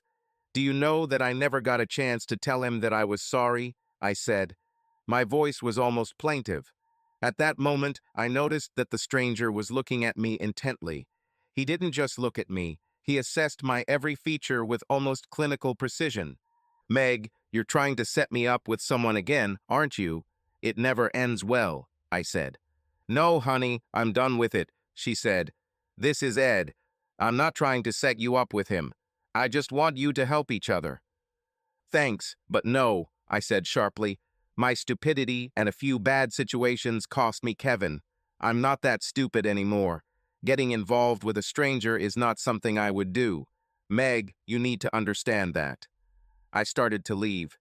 Fuck you, Ed cursed. He stood up angrily. Someday you will regret this chance. I came here for you. Ed, sit down and shut up, Meg hissed. You need her as much as she needs you. It's in your best interest that we bring them back to each other. But she, Ed began. She's broken, stupid. She's in a lot of pain. She has no idea who or what you are, Meg said. She started, he said. I have several ways to solve this without her. Yes, sure, Meg spat. Your fiancée would take off her panties right on the street if she wanted him. I've only seen her once in my life, and I already knew it. She can't keep her hands off him, even in public. How long do you think your engagement will last? She's using you, you fool. If nothing changes, she'll never marry you. You're not a knight in shining armor for her, you fool. He glared at Meg. Okay, let's come up with a plan. We probably need to move quickly. We won't be here until the day after tomorrow. After the concert, we'll leave. What do you? I started. Carla, you need to be somewhere else right now, he said. Heather will never let you in the same room with him. Right now, she's mad because she doesn't know where he is. So you have a chance right now if you really want it. Do you know where he is? I asked. My voice suddenly filled with energy and determination. He's just a block away at the arena. It's closed now. They're getting ready for a New Year's Eve concert, he said. Which concert? I asked. The Journey concert, of course, he said. He's friends with them. He insisted that their music be included in the soundtrack to the movie of his second book. Anyway, go there. But how do I get there? I asked. You're a reporter. You've been in all these dangerous situations. You must have some Lois Lane moves. Use one of them, he said. You're doing this for both of us. I ran out of the bar. I had no idea where to go. I asked the doorman where the arena was, and he pointed me down the street. I walked quickly. My mind was blank. I was too excited to think. When I arrived at the arena, all the doors were locked and the building was dark. I heard drums from behind and walked in that direction. There were several people behind the building. Most of them were my age or older, with a few young men and a bunch of bitches to boot. Security guards did not allow them all into the open stage doors. The guards were huge and serious. They too were too old to fall for the bitches' tricks. I went straight to the door. I walked past them as if I belonged there. None of the guards even blinked an eye. It's the same everywhere. If you act like you're at home, people assume you are. I was almost there when one of the bitches started whining. Hey, why is she allowed in and not me? Because I'm not a blonde in. She was about to say in a tight skirt until she remembered her almost airtight miniskirt. Now that you mention it, why are you here? One of the guards asked me. Let me guess, you're a groupie too. Damn, these old bands have the coolest groupies. I like Journey, I said. I love Journey, but I'm here for my husband. Does your husband like Journey? He asked. Well, he insisted that their music be used in the movie of his second book, I said. Suddenly recognition flashed in his and the groupie's eyes. Are you married to Kevin Canner? The girl screamed. I showed the security guard my driver's license, and when I opened my wallet, several photos fell out. They were laminated for protection. I carried them with me everywhere. These were the last 2 photos of Kevin that I had left. The only reason he didn't have time to destroy them was because they were pocket-sized and had been in my wallet since I took them off. One of them was Kevin and I in college. On the other is our wedding photo. The guard bent down and picked them up. He returned them to me. Sorry, Mrs. Kennard, he said. I should have guessed. I never thought you were a groupie. But I remembered you were a reporter a long time ago. I thought maybe you were trying to do a report or something. It must be going through the press. Tour secretary. Kevin is there. But of course you already know that. I wasn't here when he came, otherwise I would have known you were coming. Tell him my wife likes his new book. I entered through the door that the guard opened. I tried not to giggle at the shock on the young groupie's face. I followed the corridor and went off stage. I asked the guy who was carrying some of the lighting equipment if he knew where Kevin was. He pointed me to another guy. The second guy was a guitar technician. He pointed to the part of the seats where I saw Kevin. He leaned back in his chair with his feet on the seat in front of him. While the band was rehearsing, he was lost in his thoughts.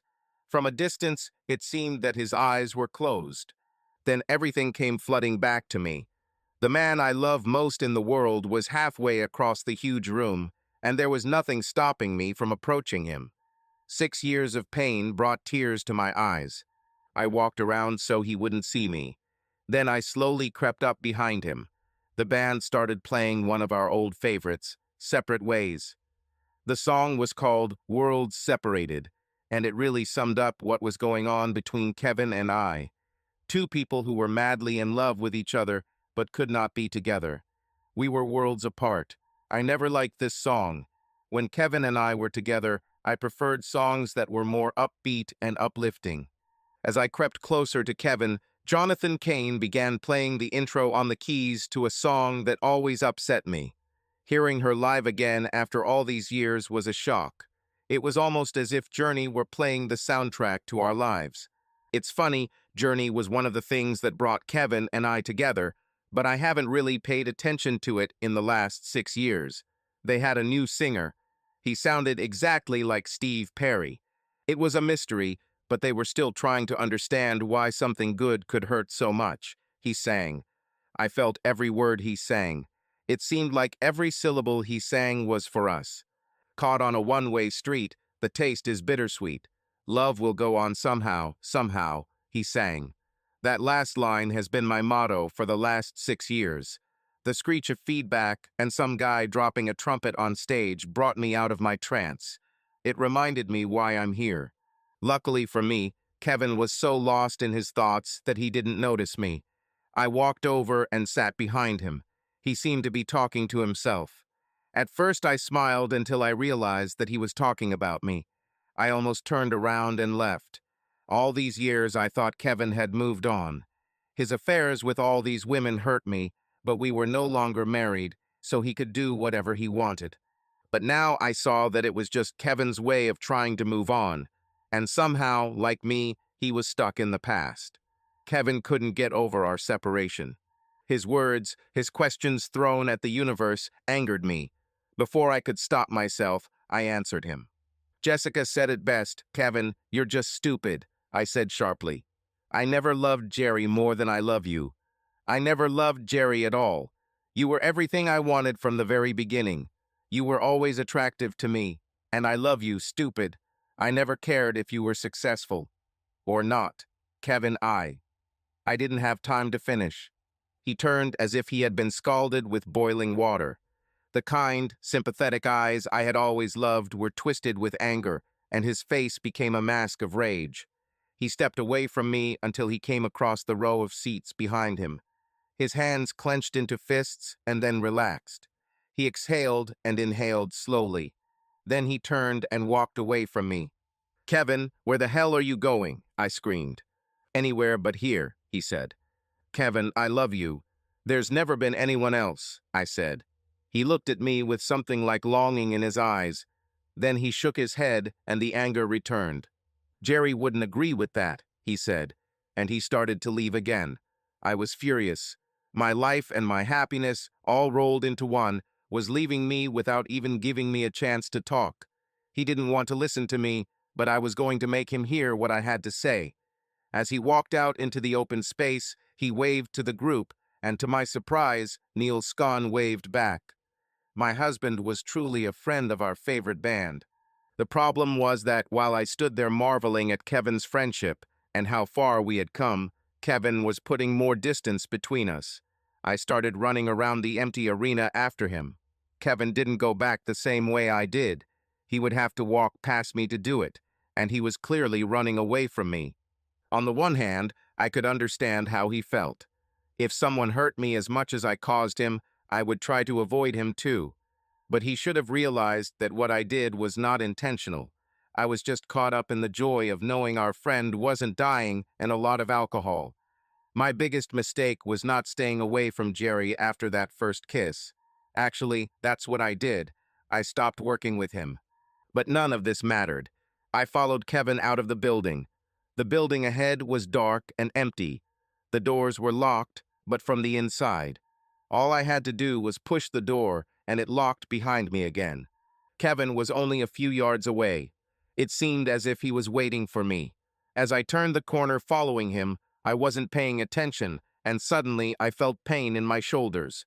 I screamed or gurgled involuntarily as my body fell to the ground, shaking. I couldn't control my limbs or anything and couldn't even scream again. Luckily, Kevin heard me. "Hey, what are you doing with my wife?" he shouted. He ran towards us, and the man standing above me noticed him. He calmly took something out of his pocket, and as Kevin ran up to him, he pointed it and pulled the trigger. I saw the electricity hit Kevin, and he fell to the ground, writhing next to me. Another figure emerged from the darkness. She took a handkerchief from her pocket and placed it over Kevin's face. "This may work better than we hoped," said the first figure. Her voice seemed feminine and vaguely familiar to me. "Take them both away." Then the scarf fell over my face and everything turned black. Meg. I was on pins and needles, wondering how Carla was doing. We were colleagues for about 3 years, and, in a sense, friends. I wanted us to be better friends, but Carla was a difficult person to understand. She was a ball of confusion in some aspects. She was professional and caring at the same time. I looked at her old posts and was sure that this woman was still out there somewhere. I was also sure that someday she would return and her career would take off again, and she would pull me along with her. But after working with her for several years, this dream seemed unlikely. Carla was a mystery. She could be so happy that she laughed, and the next day she could be depressed to the point of tears. For a while, I foolishly believed that she just needed to sleep with someone. So yes, I tried to set her up with someone several times. All attempts were disastrous. I'm a modern woman, so I even organized a few group outings with women who played for the women's team. These attempts turned out to be even worse. Carla was decidedly heterosexual. Another strange feature of her character is her refusal to work closely with men. All these strange quirks of hers now made sense. I was very worried because I sympathized with both of them. After talking to Ed in the last couple of hours, I've had an idea of how bad things are for Kevin. The man was probably one of the most eligible bachelors in the world, but lived as a recluse with a stable full of Mustangs and a few friends, most of whom worked for him. I also learned something that even Kevin didn't know. These romances, which hurt Carla every time she read about them or saw them on TV, were faked. They were intended to gradually help Kevin forget Carla. In each case, the women themselves pursued Kevin, and he simply gave in. In each case, Heather was the one who decided when the relationship should end. Not because women got in the way of Kevin's career, but because they got too close to him. Heather didn't want either woman to become a permanent fixture in Kevin's life. I thought I'd tell Carl about it, but we probably shouldn't tell Kevin about it. According to Ed, he was already in a rather fragile emotional state. Obviously, the end of their marriage was much harder for Kevin than it was for Carla. Ed was quite astute when it came to understanding a woman's strategy, but he was dead wrong about Heather. He thought Heather was torn between Kevin and himself. He thought that since he was the one having sex with her, he had an advantage. I had to tell him that he, as I said earlier, is only a shield. Heather knew that Kevin wasn't interested in any woman except Carla. So she got him involved in these little mini relationships to prepare him for a real romance with someone other than Carla. At the same time, she had to make it seem that she herself was not interested in him, except on business. The easiest way to do this is to have a groom on hand. As soon as she could prepare Kevin for an affair with her, she would dump in a heartbeat. And the way she rubbed herself up against Kevin at the autograph session, it couldn't be farther away. Just as I was about to order another drink, Ed's phone rang. He looked at the screen and showed it to me before answering. "Hi, honey," he said. "Wait, slow down. There's no need to try to find them. I'm drinking with them right now." "What?" "We're at the bar on the ground floor of the hotel across the street." "What do you mean? Don't let them get away?" Then he suddenly stopped talking. "She hung up, didn't she?" I asked. He simply nodded. "She's worried. She doesn't know where Kevin is. I haven't told her either. I want him and Carla to at least have time to talk. But now that you mention it, it's been quite a while. If they, get back together and, talk," I said. Before Ed could say anything, we heard a noise at the door. Heather was heading our way with at least 3 police officers. "Here they are," she said. "I want them all arrested, detained, and interrogated." "For what?" I asked. "I can't find Kevin anywhere," she said. "Heather, Kevin is an adult. He doesn't need your permission to leave for a few hours. He went to the arena to listen to Journey rehearsal," I said. "I've already checked the arena," she said sharply. "The rehearsal ended a few hours ago. After talking with several people from the technicians, we learned that Kevin left after meeting with a woman. Heather, honey, the woman he met was Carla, his ex-wife, Ed said. Heather looked like she was ready to explode. Her eyes rolled back and her face scrunched up. How the hell did she know where he would be? She hissed. Heather, don't worry about him. He'll be fine, I said. Carla loves him. Shut up, idiot, she snapped. And don't even try to tell me what to worry about. Kevin is he's my boss. My job is to worry about him. And that bitch Carla already hurt him once. But now that he's rich, she wants to crawl back to him on her slimy belly. What a gold digger she is. How did she know where he would be? I told her, Ed said. I thought maybe I could help true love find its way. Maybe I could help ease the pain they feel. What do you know about love? She asked. You don't know anything about love, and you certainly don't have any idea what's good for Kevin. That bitch is the devil. You know what? You're fired. Pack your things and get out. But Heather, you don't want to fire me, he said. We're in love. We're engaged. About that, Heather said. I've thought about it a lot, and I just don't think it's going to work. She took the ring off her finger and threw it into his beer. She turned to the police. Okay, arrest them, she said. One of the policemen shook his head. It won't happen, he said. According to the bartender and security cameras, all three of them have been at this bar since Mr. Cannard left the book signing. Also, we cannot investigate a missing person until 24 hours have passed. As you wish, Heather said angrily. She turned to us. None of you should leave the city. Kevin, wake up. A voice came from behind me. My eyes opened, and I was either blind or the room I was in was completely dark. My head hurt, and the place where the stun gun was injected into me also hurt. I was handcuffed to a beam with my hands behind my back. Carla was behind me. She was probably also fastened to the same beam. I felt her hands just below mine. Are you okay? She asked. I wasn't sure if I should even talk to her. Kevin, I know you're awake, she said. I felt you start to move when I called you a few seconds ago. There's no reason for you not to talk to me. Right now, I'm the only person here who's on your side. You can go back to hating me when we get out of here. I would like to hate her with all my heart. The truth is that I hated myself because I still loved her. Kevin, I'm scared, she said. Relax, I told her. The people who took us probably only want money. They will contact my people and make their demands. My people will pay and they will let us go. With luck, you will soon be home with Jerry. That's the problem, she said. We're in more trouble than you think. The voice I heard before. I recognized it. It's Jerry's sister. Why the hell would Jerry's sister want to kidnap us? I asked. Why the hell do you think Jerry's sister is my sister-in-law? She asked. Kevin, I didn't marry Jerry. I would never marry anyone but you.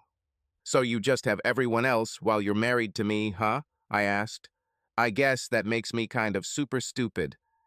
Kevin, you got it all wrong, she said. Not everything, I said. I got the most important thing right. We were married, right? And you slept with Jerry, right? Now we're not. Case closed. It's not that simple, Kevin, she said. I don't need pleasantries, I said. I'm a guy with a big picture. I have a general idea of what happened, and that's all I need. I don't want to talk about it anymore. This is ancient history. Oh, we'll talk about it, she said. We're not going anywhere, and if I die while you hate me, I want at least the facts to be true in your head. Okay, then why didn't you marry Jerry? I asked. This is confusing to me. You loved him enough to cheat on me and ruin our marriage, but not enough to marry him. It doesn't make sense. And why didn't you just tell me you wanted to be with him? That's it. What I ever wanted was for you to be happy. If you told me, I would be angry and very hurt at first, but I would respect you for it, and maybe someday we could be friends in some way. But you had sex with him behind my back, and from what I heard that day, it wasn't the first time you've been together for a long time. Shut up, Kevin, she said. Just shut up. You got it all wrong. First of all, I only slept with Jerry once, and it was the worst mistake of my life. It wasn't out of passion or love or anything like that. It's just something that happened in the moment. We were both so happy that Mary's cancer was in remission, and we got so drunk that we just lost control. I admit there have been a few close calls with Jerry before this, and maybe my curiosity was piqued a long time ago. Both previous cases were the result of us being in life and death situations. On the two previous occasions, we only kissed. It wasn't even good kissing, and on both previous occasions, I took steps to ensure it didn't happen again. The first time I stopped working with Jerry regularly. I found another operator. After the second time, Jerry quit and went to work at another station. He didn't love me more than I loved him. You are the only man I have ever loved, and you're the only man I'll ever love. So you told Jerry that? I asked. Why the hell do you keep bringing up Jerry? She asked. Because I hate his damn ass, I said. He ruined my life. Kevin, Jerry didn't ruin your life as much as he ruined his own. Do you know that he died shortly after Mary? She asked. Fine, I said. Kevin, you're not such an evil person, she said. Jerry died knowing that the woman he loved died hating him. He died knowing that she fought cancer tooth and nail and won until she learned of our mistake. She simply lost the will to live, so in many ways Jerry died believing he had killed Mary. So he committed suicide. He just couldn't live without her. Fine, I said again. That bastard was supposed to be a friend, and he stole you from me. She started laughing, and the laughter turned into crying. Kevin, I don't smile anymore. My career is in shambles. I work as a weekend reporter at a small market station, and I don't care. There are so many things I would like to have done by this time. You and I should have children. I wanted them so bad. There were so many things we were going to do, and I missed most of them. Last year, you went to Paris with some bitch you met at one of your movies. Every time I turn on the TV, you do what we were meant to do together, and you do it with someone else. And Kevin, you give Jerry some kind of superpowers. He didn't have any superpowers. He was just a guy who loved his wife so much that when he found out she was going to survive, he snapped out of his depression, got drunk, and made a mistake that cost him his marriage, his friends, his sanity, and ultimately his life. Neither Jerry nor anyone else could take me away from you. I love you now, and I will always love you. If you want to be angry at someone, be angry at yourself. I got drunk and got into something that shouldn't have happened. If you remember what I heard, I was crying and telling Jerry that this shouldn't have happened. He agreed with me. Kevin, we were human. We made a mistake. I would do anything in the world for you to forgive me. I would spend my whole life trying to atone for this. But you didn't even give me a chance to try to explain or apologize. Maybe you didn't love me as much as you claim. What the hell is that supposed to mean? I asked. I loved you more than anything in the world. Just not enough to forgive the mistake or give me a chance to atone for it, she said. We just sat for a while. We were emotionally exhausted. Carla, if this means anything to you, I began. She was crying quietly in the background. Kevin, I know I'm supposed to be a strong, independent woman and all that 21st century stuff, but I'm not, she said. I know you have your ego and pride and all that, but I have nothing. I'd rather have you than my pride. Can you give me another chance? You won't regret it, I swear. Carla, how could I? I began. Kevin, please, she said. I know what you were going to say. How could you trust me after what I did? You don't need to. I will quit my job and follow you for the rest of my life. I'll never be out of your sight, so you won't have to trust me. Just give me a chance. Then the door opened. This time there was only one of the hooded figures. So my guests are awake, she said. Okay, we can get started. What the hell are you doing, Lorraine? Asked Carla. I know it's you under that hood. Damn, this is bad, the woman said. She took off her hood and I saw her face.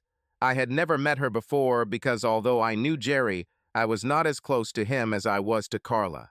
She was a large woman with short dark hair, and the same piercing blue eyes I remembered from Jerry.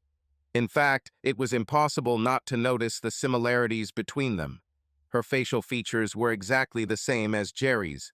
She had the same angular nose and slightly sunken chin, the same generous lips, and even a hint of his mustache under that rough nose.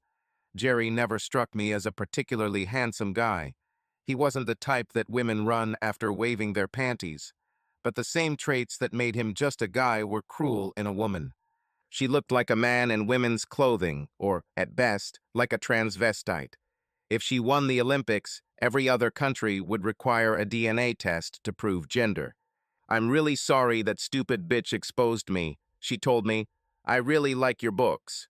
Movies based on them never convey the emotional impact that books have." She sat down next to me with a grace unexpected for a woman of her size and weight. "Sorry, Kevin," she said. "Even before he died, Jerry always spoke well of you. I didn't know that bitch was dating you. All my research told me that you were not in contact. I didn't know you could be here tonight. You're just as much a victim in this as I am." She came closer and almost tenderly grabbed my face. "She took my brother from me. She ruined his marriage. She killed my sister-in-law. Kevin, you weren't there. Speaking to Mary before she died, I know that you packed up and left town to start a new life as soon as you found out. You hated that bitch so much you couldn't look at her. Of course, some of that hatred still burns." She let go of my face and continued talking. "For you, the pain ended when you left the city. I watched my brother humiliate himself every day. Every damn day he went to the hospital and begged to see his wife. Every day he was either on his knees on the floor begging to see her, or he was kicked out of the hospital for trying to break through. They had been married for over 15 years when he first met your bitch wife. They were devoted to each other. She ruined it, so she has to pay." "But it wasn't like that," Carla said from behind me. "Shut up, bitch," said the woman next to me. "I'll get to you soon." She turned to me again.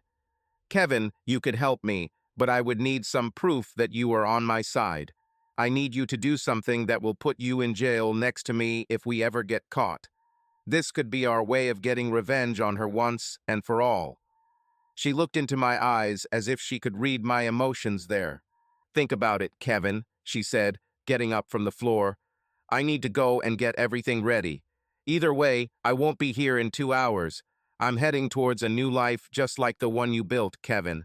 I will have a new identity in another state, and even a new face to it. We can both get revenge on that bitch." As she walked towards the door, I heard the sound of a fist hitting flesh, and Carla screamed. "It's just an example, bitch," the large woman said, walking towards the door and slamming it behind her. "Carla, are you okay?" I asked. "Well, my eye is already swollen, and according to Lorraine, I won't live long enough for it to turn black. But surprisingly, yes, I'm fine. I'm even happy," she said. "Carla, are you crazy?" I asked. "Did your head hit the beam when it hit you? Why the hell are you okay?" "I'm not okay. I'm so far from being okay with that." "You're not okay because you're worried about me," she said. "Kevin, while you were sleeping, I had time to think. I think they gave you more of the stuff that knocked us out than they gave me. I think, as she said, they didn't plan for there to be two of us. So they had enough of this stuff to knock out someone my size and weight. They probably used a little more than needed for me to be sure. So that was enough to knock you out. I received a much smaller dose, so I just felt wobbly." "Great for you," I said. "That probably means you don't have that headache, right?" "It probably means I've had time to think," she said. "Kevin, remember what you said when they took us? Your exact words were, 'What are you doing with my wife?' You said, 'My wife.' You didn't say, 'That evil bitch who ruined my life,' or 'That bitch who cheated on me.' You didn't say my ex or Carla, or even just she." "It was in the heat of the moment," I said. "I do not think." "That's the point, honey," she said. "Why do you call me darling?" I asked angrily. "We got divorced because you cheated on me and ruined my life. I hate you, Carla." "It's something you say when you have time to think," she said. "But deep down you still love me. That's why when things get tough, I'm your wife. In your mind, I'm still your wife. I heard the joy in her voice despite the situation. Carla, why are you so happy? This psychopath will probably kill us both, I said. Because I'm not Jerry, she said happily. Kevin, do you know what the greatest tragedy of all this is? Jerry died knowing that Mary hated him. We're all human, Kevin. We all have flaws, and we all make mistakes. But Jerry died knowing that the person he loved most hated him, and that he likely contributed to her death. Now I know that if I die today, you won't hate me. This makes me happy for the first time in a long time. I really hate you, I spat. No, you don't, she said. Kevin, you're just holding on to your hatred because you think that's the only connection you have left with me. Carla, are you high? I said, laughing. Kevin, you keep saying I ruined your life. You're a rich, successful writer with millions of dollars in the bank. When we were together, we were fine. I mean, we weren't living paycheck to paycheck. We both had good jobs, but we weren't anywhere near where you are now. I saw your house on TV. You live in an area with movie stars and Justin fucking Bieber. Most people would kiss my ass out of gratitude because breaking up with me was the best thing you ever did. How did I ruin your life? She asked. I was silent. Kevin, we're divorced. You've had several flings over the years that have been well covered in the press. I forgive you for all of this, okay? You have a lot of women throwing themselves at you. Why haven't you married again yet? I've been busy, I said, and they're real. Are those bimbos you slept with all over Europe real? She laughed. Kevin, darling, although it hurt me to think of you sleeping with them, I saw right through it. These women never had a chance. It was just your way of coping with the situation. You felt nothing for these women. It was the same as with Jerry. I was drunk and caught up in the emotions of the situation. You were angry and tried to take revenge. We're even. No, not even, I said. Kevin, how have I ruined your life? She asked again. I started, but I couldn't say anything. It's okay, honey, she said. You think that I ruined your life because even with all the money and everything else, we are not together. I ruined your life by not being in it, right? There was no way in hell I was going to admit it, so I didn't say a word. Fortunately, the door opened again. Lorraine is back. She had a pistol in one hand and a tray in the other. She placed the tray on the table next to the door. You need to keep your strength, she said. You'll need this. She slowly approached me. Kevin, do you see the closet on the other side of the room? She asked. I nodded. Do you see the doorknob on the closet door? She asked. I nodded again. Look at the wood trim on the left side of the door handle, she said. She then raised the gun and fired. The 9mm bullet gouged a significant chunk of wood exactly where she said it would. Why didn't you just shoot the doorknob? I asked. The doorknob is metal, Kevin, she said. The ricochet could have killed me or you.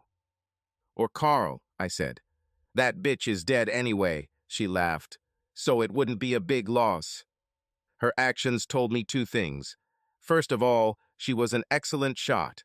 Secondly, she was crazy, but still smart. I don't completely trust you, Kevin, she said. I'll place my little friend here against Carla's forehead while I free your handcuffs. If you even move, she will die. Maybe I'll move so you can shoot her, I said. She smiled her best supervillain smile.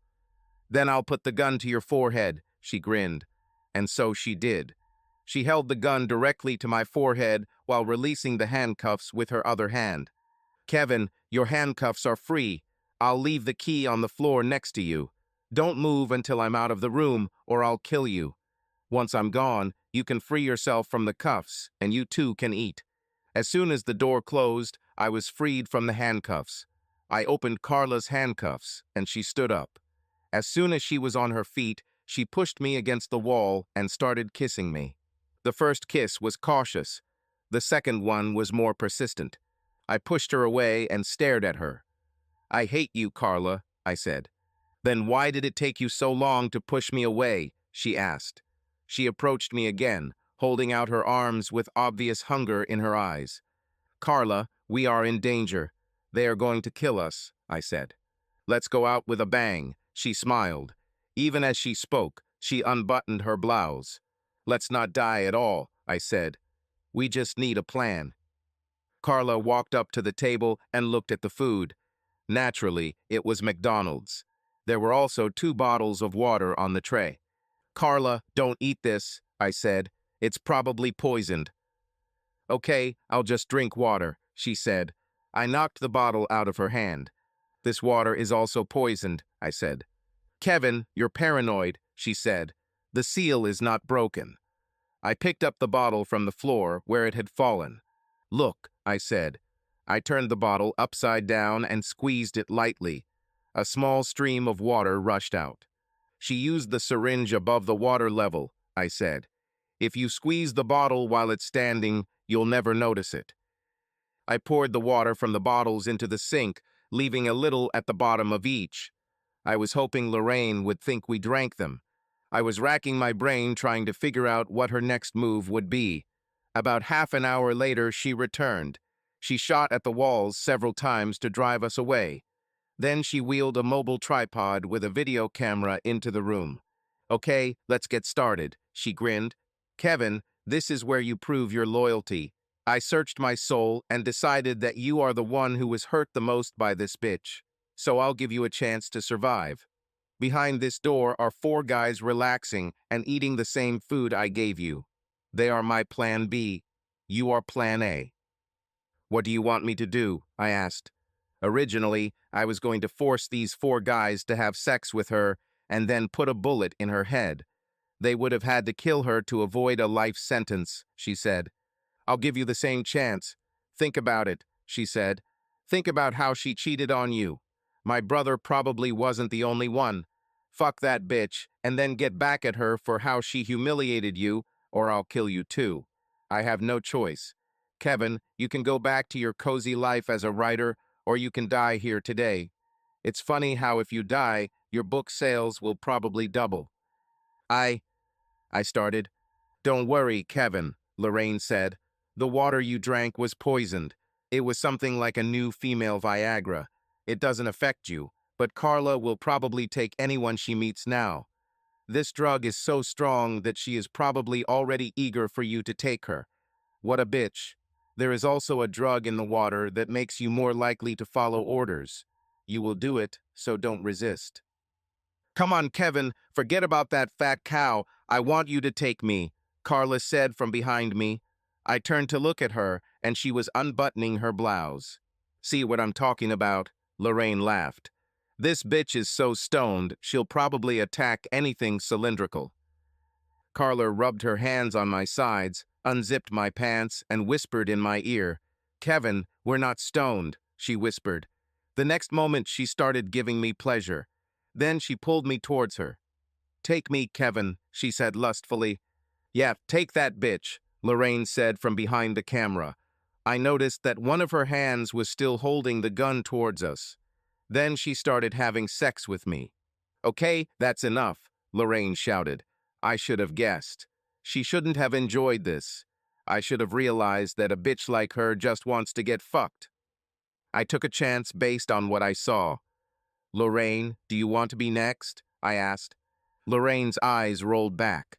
Lorraine smiled, but next to me, I noticed that Carla had gotten an angry look in her eyes. Oh yes, said Lorraine. Baby, when we have sex, you will forget about this bitch and what she did to you. I'll be the dirtiest bitch you've ever had. But first I need you to do something for me. What, honey? I asked. What do you want me to do? She pulled out another gun. There's only 1 bullet in this, she said, so don't do anything stupid. This table is so thick and heavy that bullets cannot penetrate it. If you try to shoot me, I will kill you both. Lorraine slid the gun across the floor towards me and hid behind the table. She could see me, but I couldn't shoot her. Kill that bitch now and we'll start our relationship, she said. Kevin, shoot me if you have to, Carla whispered. Darling, you must live for both of us. I will die happy knowing. Knowing what? I whispered back. I cocked the gun as I spoke. Knowing that you love me too, fool, she said and closed her eyes. Kevin, that was so nice, she said. I pressed the gun to her forehead, and she smiled. "Love you, darling," she said. I knew we only had one chance to get out of here. I calculated the angle of the shot after assessing Lorraine's position at the table. I also prayed that the tiles on the walls were strong enough to keep my shot path from deviating from the calculated vectors. As soon as the thought flashed through my head, I turned around sharply and shot into the corner of the room behind the table. It was the same technique that James Bond or any of the heroes in my books would use. The bullet hit the wall, and I heard a ringing sound as it ricocheted onto the floor. "Crap!" Lorraine shouted from the table. She stood up with fury on her face. "You almost hit me, you bastard," she said angrily. "No sex for you, Kevin. All you're facing is a bullet. Your body will be found next to hers, and the gun that killed her will be in your hand. I'm not stupid enough to tell you the rest. But no one will ever suspect me. Everyone will think that you took advantage of and killed your ex-wife. You just snapped after years of hating her." I raised the gun in my hand and pulled the trigger again. All that was heard was an empty click. "I told you you only have one bullet, stupid," she hissed. She took a step towards me, and I threw the gun with all my might. She didn't see it. The heavy pistol hit her right in the head, and she collapsed like a parade balloon from which the air had been let out. Even though she was unconscious, I rushed towards her and grabbed her gun. I took the handcuffs from the floor and cuffed her arms and legs to the beam. Carla, still in shock that we weren't killed, ran up and kicked her several times. I checked Lorraine's pulse. She was alive, but she had a huge knot on her forehead. I breathed a sigh of relief and slowly walked into the next room. I kept my gun at the ready to shoot the guys if necessary. There was no one in the room. The rest of the building was also empty. I wondered where her accomplice was. I decided to leave it to the police. I found my jacket and called the police. A smiling Carla, still pulling on her clothes, joined me. Carla. Once we were brought to the police station, Kevin and I were separated.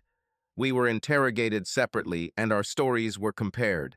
Finally, we were united again and brought into a room where Meg, Dina, and a very angry Heather were waiting for us. Heather seemed even taller up close. Her breasts dominated the room like three-dimensional objects bursting out of a two-dimensional screen. "Kevin, are you okay?" she asked. "You must be injured.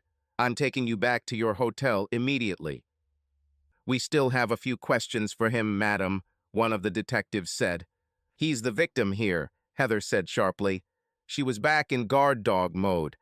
"How would you like it if I gave a press conference? I can imagine the headline. Famous writer is being hunted by police after they failed to find the maniac who kidnapped him. I think we can ask his wife if we have any questions. Their stories are almost identical," the detective said. "She's not his wife," Heather said sharply. "They have been divorced for many years. She is the reason he was in danger. I'm going to keep that bitch away from him. Come on, Kevin, we're leaving." I just stood and watched as he was taken away. He turned to me and our eyes met. His smile let me know that he was mine again. The detectives who questioned Lorraine came out and told us the news. Lorraine was crazy. She was recording Kevin and me, but the camera was focused only on me. Kevin's face was not included in the frame. Lorraine planned to post the video online to further humiliate me after my death. The police had a lot of audio evidence against her. The recording will be destroyed once the investigation is completed. They looked at me with suspicion, but I didn't care. I was alive and had my husband back. It turned out that Lorraine was bluffing. There were no other guys willing to have sex with me. The only person who helped her at first was a homeless man she hired for drinks. Lorraine was going to be locked up for a very long time. After a while, Meg and Dina took me to my hotel room. Meg was jumping on my bed while I was getting ready for bed. "Carla, you don't look traumatized," she said, mocking Heather's overdramatic statements about Kevin. "Actually, you look almost happy," she said, looking at me. "You are smiling. I don't remember seeing it." "I'm happy," I said. "I spent the night with my husband. He doesn't hate me and we." "Oh my God, you're blushing like a schoolgirl," Meg said. You slept with him, didn't you? Oh yeah, I said, rubbing my lower belly. Well, I hope you liked it, she said. Heather won't let you get close to him again. This thought made me shudder. It's not her decision, I said sharply. She works for Kevin, not the other way around. Calm down, Carla, she said. I am not your enemy. I have something to tell you. What? I asked. You know, I'm spending some time with Eddie and... She began. Are you talking about Heather's fiancé? I asked. He's free. She cheated on him and Brock from your engagement. But he told me very interesting. I made a tat-tosa about cinema. There is, so women Kevin were everywhere Irop were fake. Apprentice he was so attached to the same thing that he nidad fee flings to free him from your influence. Whenever he got Hayes to tem, sh drov Tom Oi. Why did she do this? I asked. We think she was making it for herself, Meg said happily. And now that her engagement is broken, she can go on the attack. Damn it, I screamed. I didn't nearly die at the hands of one psychopath to allow another to steal my husband. The next day or so I tried every possible means to see Kevin. It seemed that all my attempts were blocked. Given that they were leaving the next morning, I was angry again. According to Meg, I was even worse. It was Ed who came up with the plan for me. He suggested we go to a Journey concert. Kevin will probably be there. We could search the arena during the concert and report his location if one of us finds him. With 4 people searching the building, it won't be that difficult. Everything sounded good until we got to the arena and heard the bad news. There were no tickets. The concert was sold out. Yes, Kevin Cannard's manager bought all the remaining tickets and donated them to the school. That was very nice of her, wasn't it? Asked the ticket agent. Just when he dashed our hopes, I heard the sound of drums as the concert began. I had one word for Heather, and it wasn't sweetheart. A man wearing a jacket with the band's logo approached the ticket counter at that moment. Hey, said the ticket agent. I was just telling them that all the tickets were sold out. Everyone in town wants to hear from you guys tonight. Yes, but it has nothing to do with her, he said, pointing at me. She's Kevin Cannard's wife. They sit in the front row in the center. That's why I'm here, I said excitedly. I can't get through the crowd to my seat, so I left my pass in the hotel room. No problem, the guy said. I'm from the road team. I'll take you to Kevin. He's not in his place yet. He chats with the guys backstage while the opening band performs. He was telling us about what you went through with this crazy woman. Why do you think she did it? His question made it clear to me that Kevin was hiding some details. I realized that the place might not be for me. Kevin made no attempt to contact me despite all the messages I left him. Maybe he had someone else in mind. If so, I was going to punch her in the face. Kevin has a lot of crazy fans, I told the guy. This one was crazier than usual. He said his next book will be about what happened to you, the guy said as we walked through the stadium. He said he would come up with names and change some details. He comes up with ideas for scenes for the guys. He wants them to write music specifically for the film. Everyone is delighted with this. Who would you like to see play you? I'll have to think about it, I said, smiling. A few minutes later, I watched Kevin, Neil Scahn, and Jonathan Cain throw popcorn at Arno Pinda during his vocal warm-up. Kevin looked at me and waved. He wished the guys a good show and came up to me, pushing me into the corridor. Where the hell have you been? He asked. What happened to our conversation? Kevin, I left you a lot of messages and tried to see you all the time, I said. He simply smiled and shook his head. He grabbed my hand and took me to the break room where we could talk. As we closed the door, we could hear the sound of the opening band fading away. There was no conversation. We quarreled. I told Kevin everything. I told him about my first kiss with Jerry and how I distanced myself from him after that. I told him about the second incident, and he became furious. I told him that Jerry then quit his job to further distance us. He didn't want to cheat on Mary, just like I didn't want to cheat on Kevin. I also reminded him that he had more other partners than me. Except for one drunken time with Jerry, I've never had sex with anyone other than Kevin in my life. He had at least 3 or 4 women while we were apart. Kevin, I'm sorry, I said again. I was unhappy without you. I never wanted to lose you. It's a pity that you don't know what it is. I know, he said softly. No, Kevin, I said. You do not know. I was the one who ruined everything. You need to decide if you will forgive me and let me back into your life. I know what it is, he said. Remember the first time I thought you cheated on me? I was so scared when Jessica took me back to your dorm. I thought you would yell at me and tell me to leave, but you just came and hugged me. At that moment, I realized that you love me. I saw it in your eyes. You loved me enough to forgive me for being a complete and utter asshole. Kevin, you weren't an asshole, I said. I was so flattered that you loved me enough to actually get upset at the thought of me being with someone else. So now you can forgive me. It's your turn. I wish it were that easy, he said. I wish more than anything that we could get back together, but I'm still angry, I'm still hurt, and I'm still not sure it won't happen again. Kevin, don't stop believing, I said. I took a risk by coming here in the first place. Meg and Dina stayed with me. I may have lost another job by staying here after our story ended. I will pay any price to roll the dice one more time. He smiled. It was really corny, he said. Use Journey lyrics. When you are in desperate need, you need to use what you have, I said. He smiled. I did this once, he said. I had to lie to get what I really wanted. When was it? I asked. Who did you lie to? To you, he said. I have a confession to make, Carla. When we first met at that party, you were the most beautiful thing I've ever seen. So when you asked me if I liked Journey, I hugged him. You are a liar, I said, kissing his neck.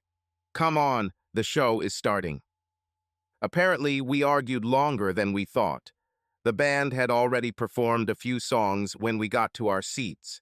Although no one actually sat at the concert, the band was performing a slow song, so most people were sitting at this time. This is your place, Mr. Cannard, said the doorman. And so? No, no, I said, putting Kevin in his seat. My butt still hurts too much to sit on anything hard. I sat on Kevin's lap as the band started playing Lights. It was very romantic. This was one of the songs we listened to several times our first night together as we fell asleep in my dorm. The next song found Neil and Arnold standing right above us as they played. When they got to the second verse, I was sure that even though the song had been written long before we met, it was for us. So many stormy nights, so many wrong or right, none of them could change their stubborn ways, he sang. And in a fit of love, they tore another page.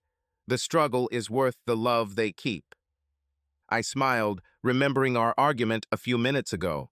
I realized then that everything would work out. Our argument was simply a way to settle our problems.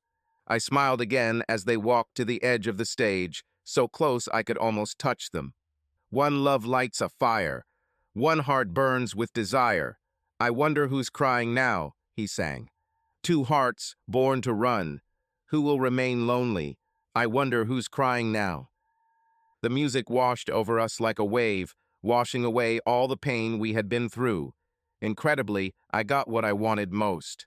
I got my husband back, and we could still live the life we had always dreamed of. I hugged Kevin and kissed him. It was just at the peak when I felt a persistent pat on the shoulder. Hey, who's sitting next to you? Asked Meg. It seems like the entire row is reserved for friends and family of the group, I said. Just sit down. Hey, Ed. Kevin turned to Ed. Where have you been? He asked. Heather fired me because I told Carla where to find you the other day, Ed said. Well, you're hired again, Kevin said. I'll find you a job where you won't be around her. You can do it? Ed asked. Ed, Heather works for me, not the other way around, Kevin said. Are you sure she knows about this? Ed asked. I might have to remind her, Kevin said. Kevin looked at Ed as he turned pale in front of him. What happened, Ed? Kevin asked. I think now is the time to tell her, Ed said. As he said this, The towering figure of Heather approached us. She looked like a warrior Viking goddess on the hunt. Her eyes burned with anger as she looked at us. Her presence killed the whole atmosphere. Even the music stopped as she approached. "What the hell is going on here?" she asked angrily. "I think it's a concert," I said sarcastically. She ignored me after she noticed me sitting on Kevin's lap. "Why are you still here?" she asked Ed. She looked at Meg, who was sitting next to him, and shook her head. "You see it, Kevin," she said. "We can't trust them. That's why I fired him and broke off our engagement. He cheated on me with this." She paused, and a tear rolled down her cheek. She turned to Kevin and stood in front of him. "That's another thing we have in common, Kevin. We fall in love too easily. We trust the wrong people, and they betray us. See how you trusted her, and she backstabbed you. I trusted Ed. We were both betrayed by those whom we loved. But we will overcome this. We just need to get them out of our lives when we leave tomorrow. Heather stopped when Meg suddenly began clapping. Several people around us started applauding too. They thought they were applauding to bring the band back for an encore. "Bravo," said Meg. "Heather, that was great. You should have been an actress instead of a manager. I'm sure no one can act as well as you in an adult film. Of course, you're forgetting the facts. Like the fact that Ed and I didn't start dating until you didn't fire him or break off your engagement, so anything we do doesn't count as cheating." Meg then turned to Kevin. "Kevin, Carla called you at least 50 times yesterday. How many messages did you receive? You would think that someone who calls himself your manager would be able to get at least one of them for you." "Heather, from now on, if Carla calls or tries to contact me, you will drop everything to make sure I get the message.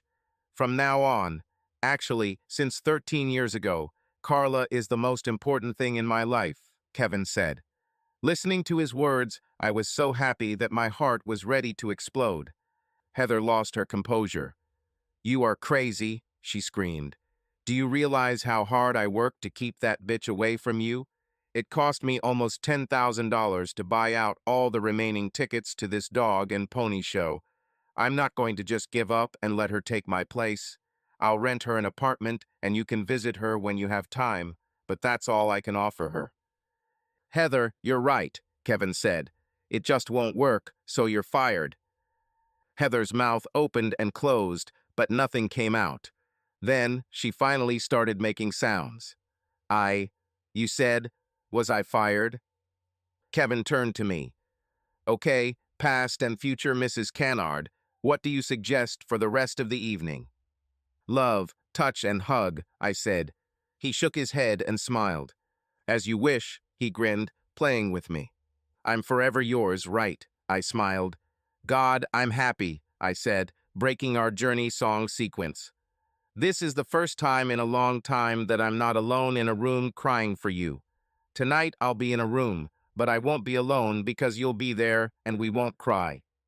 "I like this idea," he said. "But Kevin, my ass is going to be out of the game for a while," I said. "It was your idea," he said. I turned over on the bed and hugged Carla. She sighed and settled comfortably next to me. Much has been decided in the past few hours. Carla refused her job. She didn't want to be a reporter anymore. Meg took a position at my company.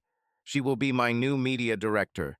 She will handle everything related to internal and external media, from advertising to press conferences. She will replace 3 of Heather's assistants. Even though I'll be paying her 20% more than she made as a producer, it will save me money. Ed will take Heather's place. He had been her assistant for so long that he knew the job by heart. "I want to do it again," she said.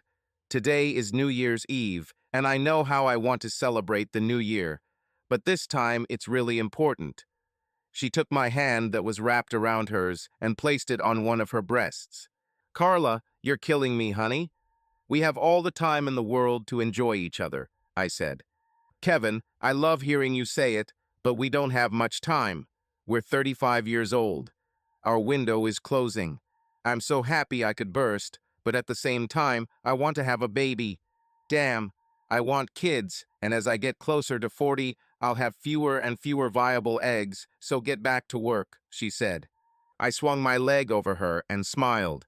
When we kissed, I felt the same spark of passion that I always felt with her. I could tell by her smile that she felt it too. She suddenly wrinkled her nose and giggled. "What's happened?" I asked, knowing she was having one of her strange thoughts. "You and I are together and happy," she said. "We're in our version of heaven." "And what?" I asked, knowing that there would be a continuation. "Nothing," she said. "I wonder who's crying now." 2 floors down, in the same hotel, a tall, buxom blonde was crying and vowing to bring Kevin back. Across the city, at the police station, a massive woman with a man's face was also crying and vowing revenge on both of them. End. Subscribe to our channel so that your love doesn't cheat on you, and go ahead and listen to the next story, because this story is nothing compared to the next one. If you're under 18, don't even think click to the next one.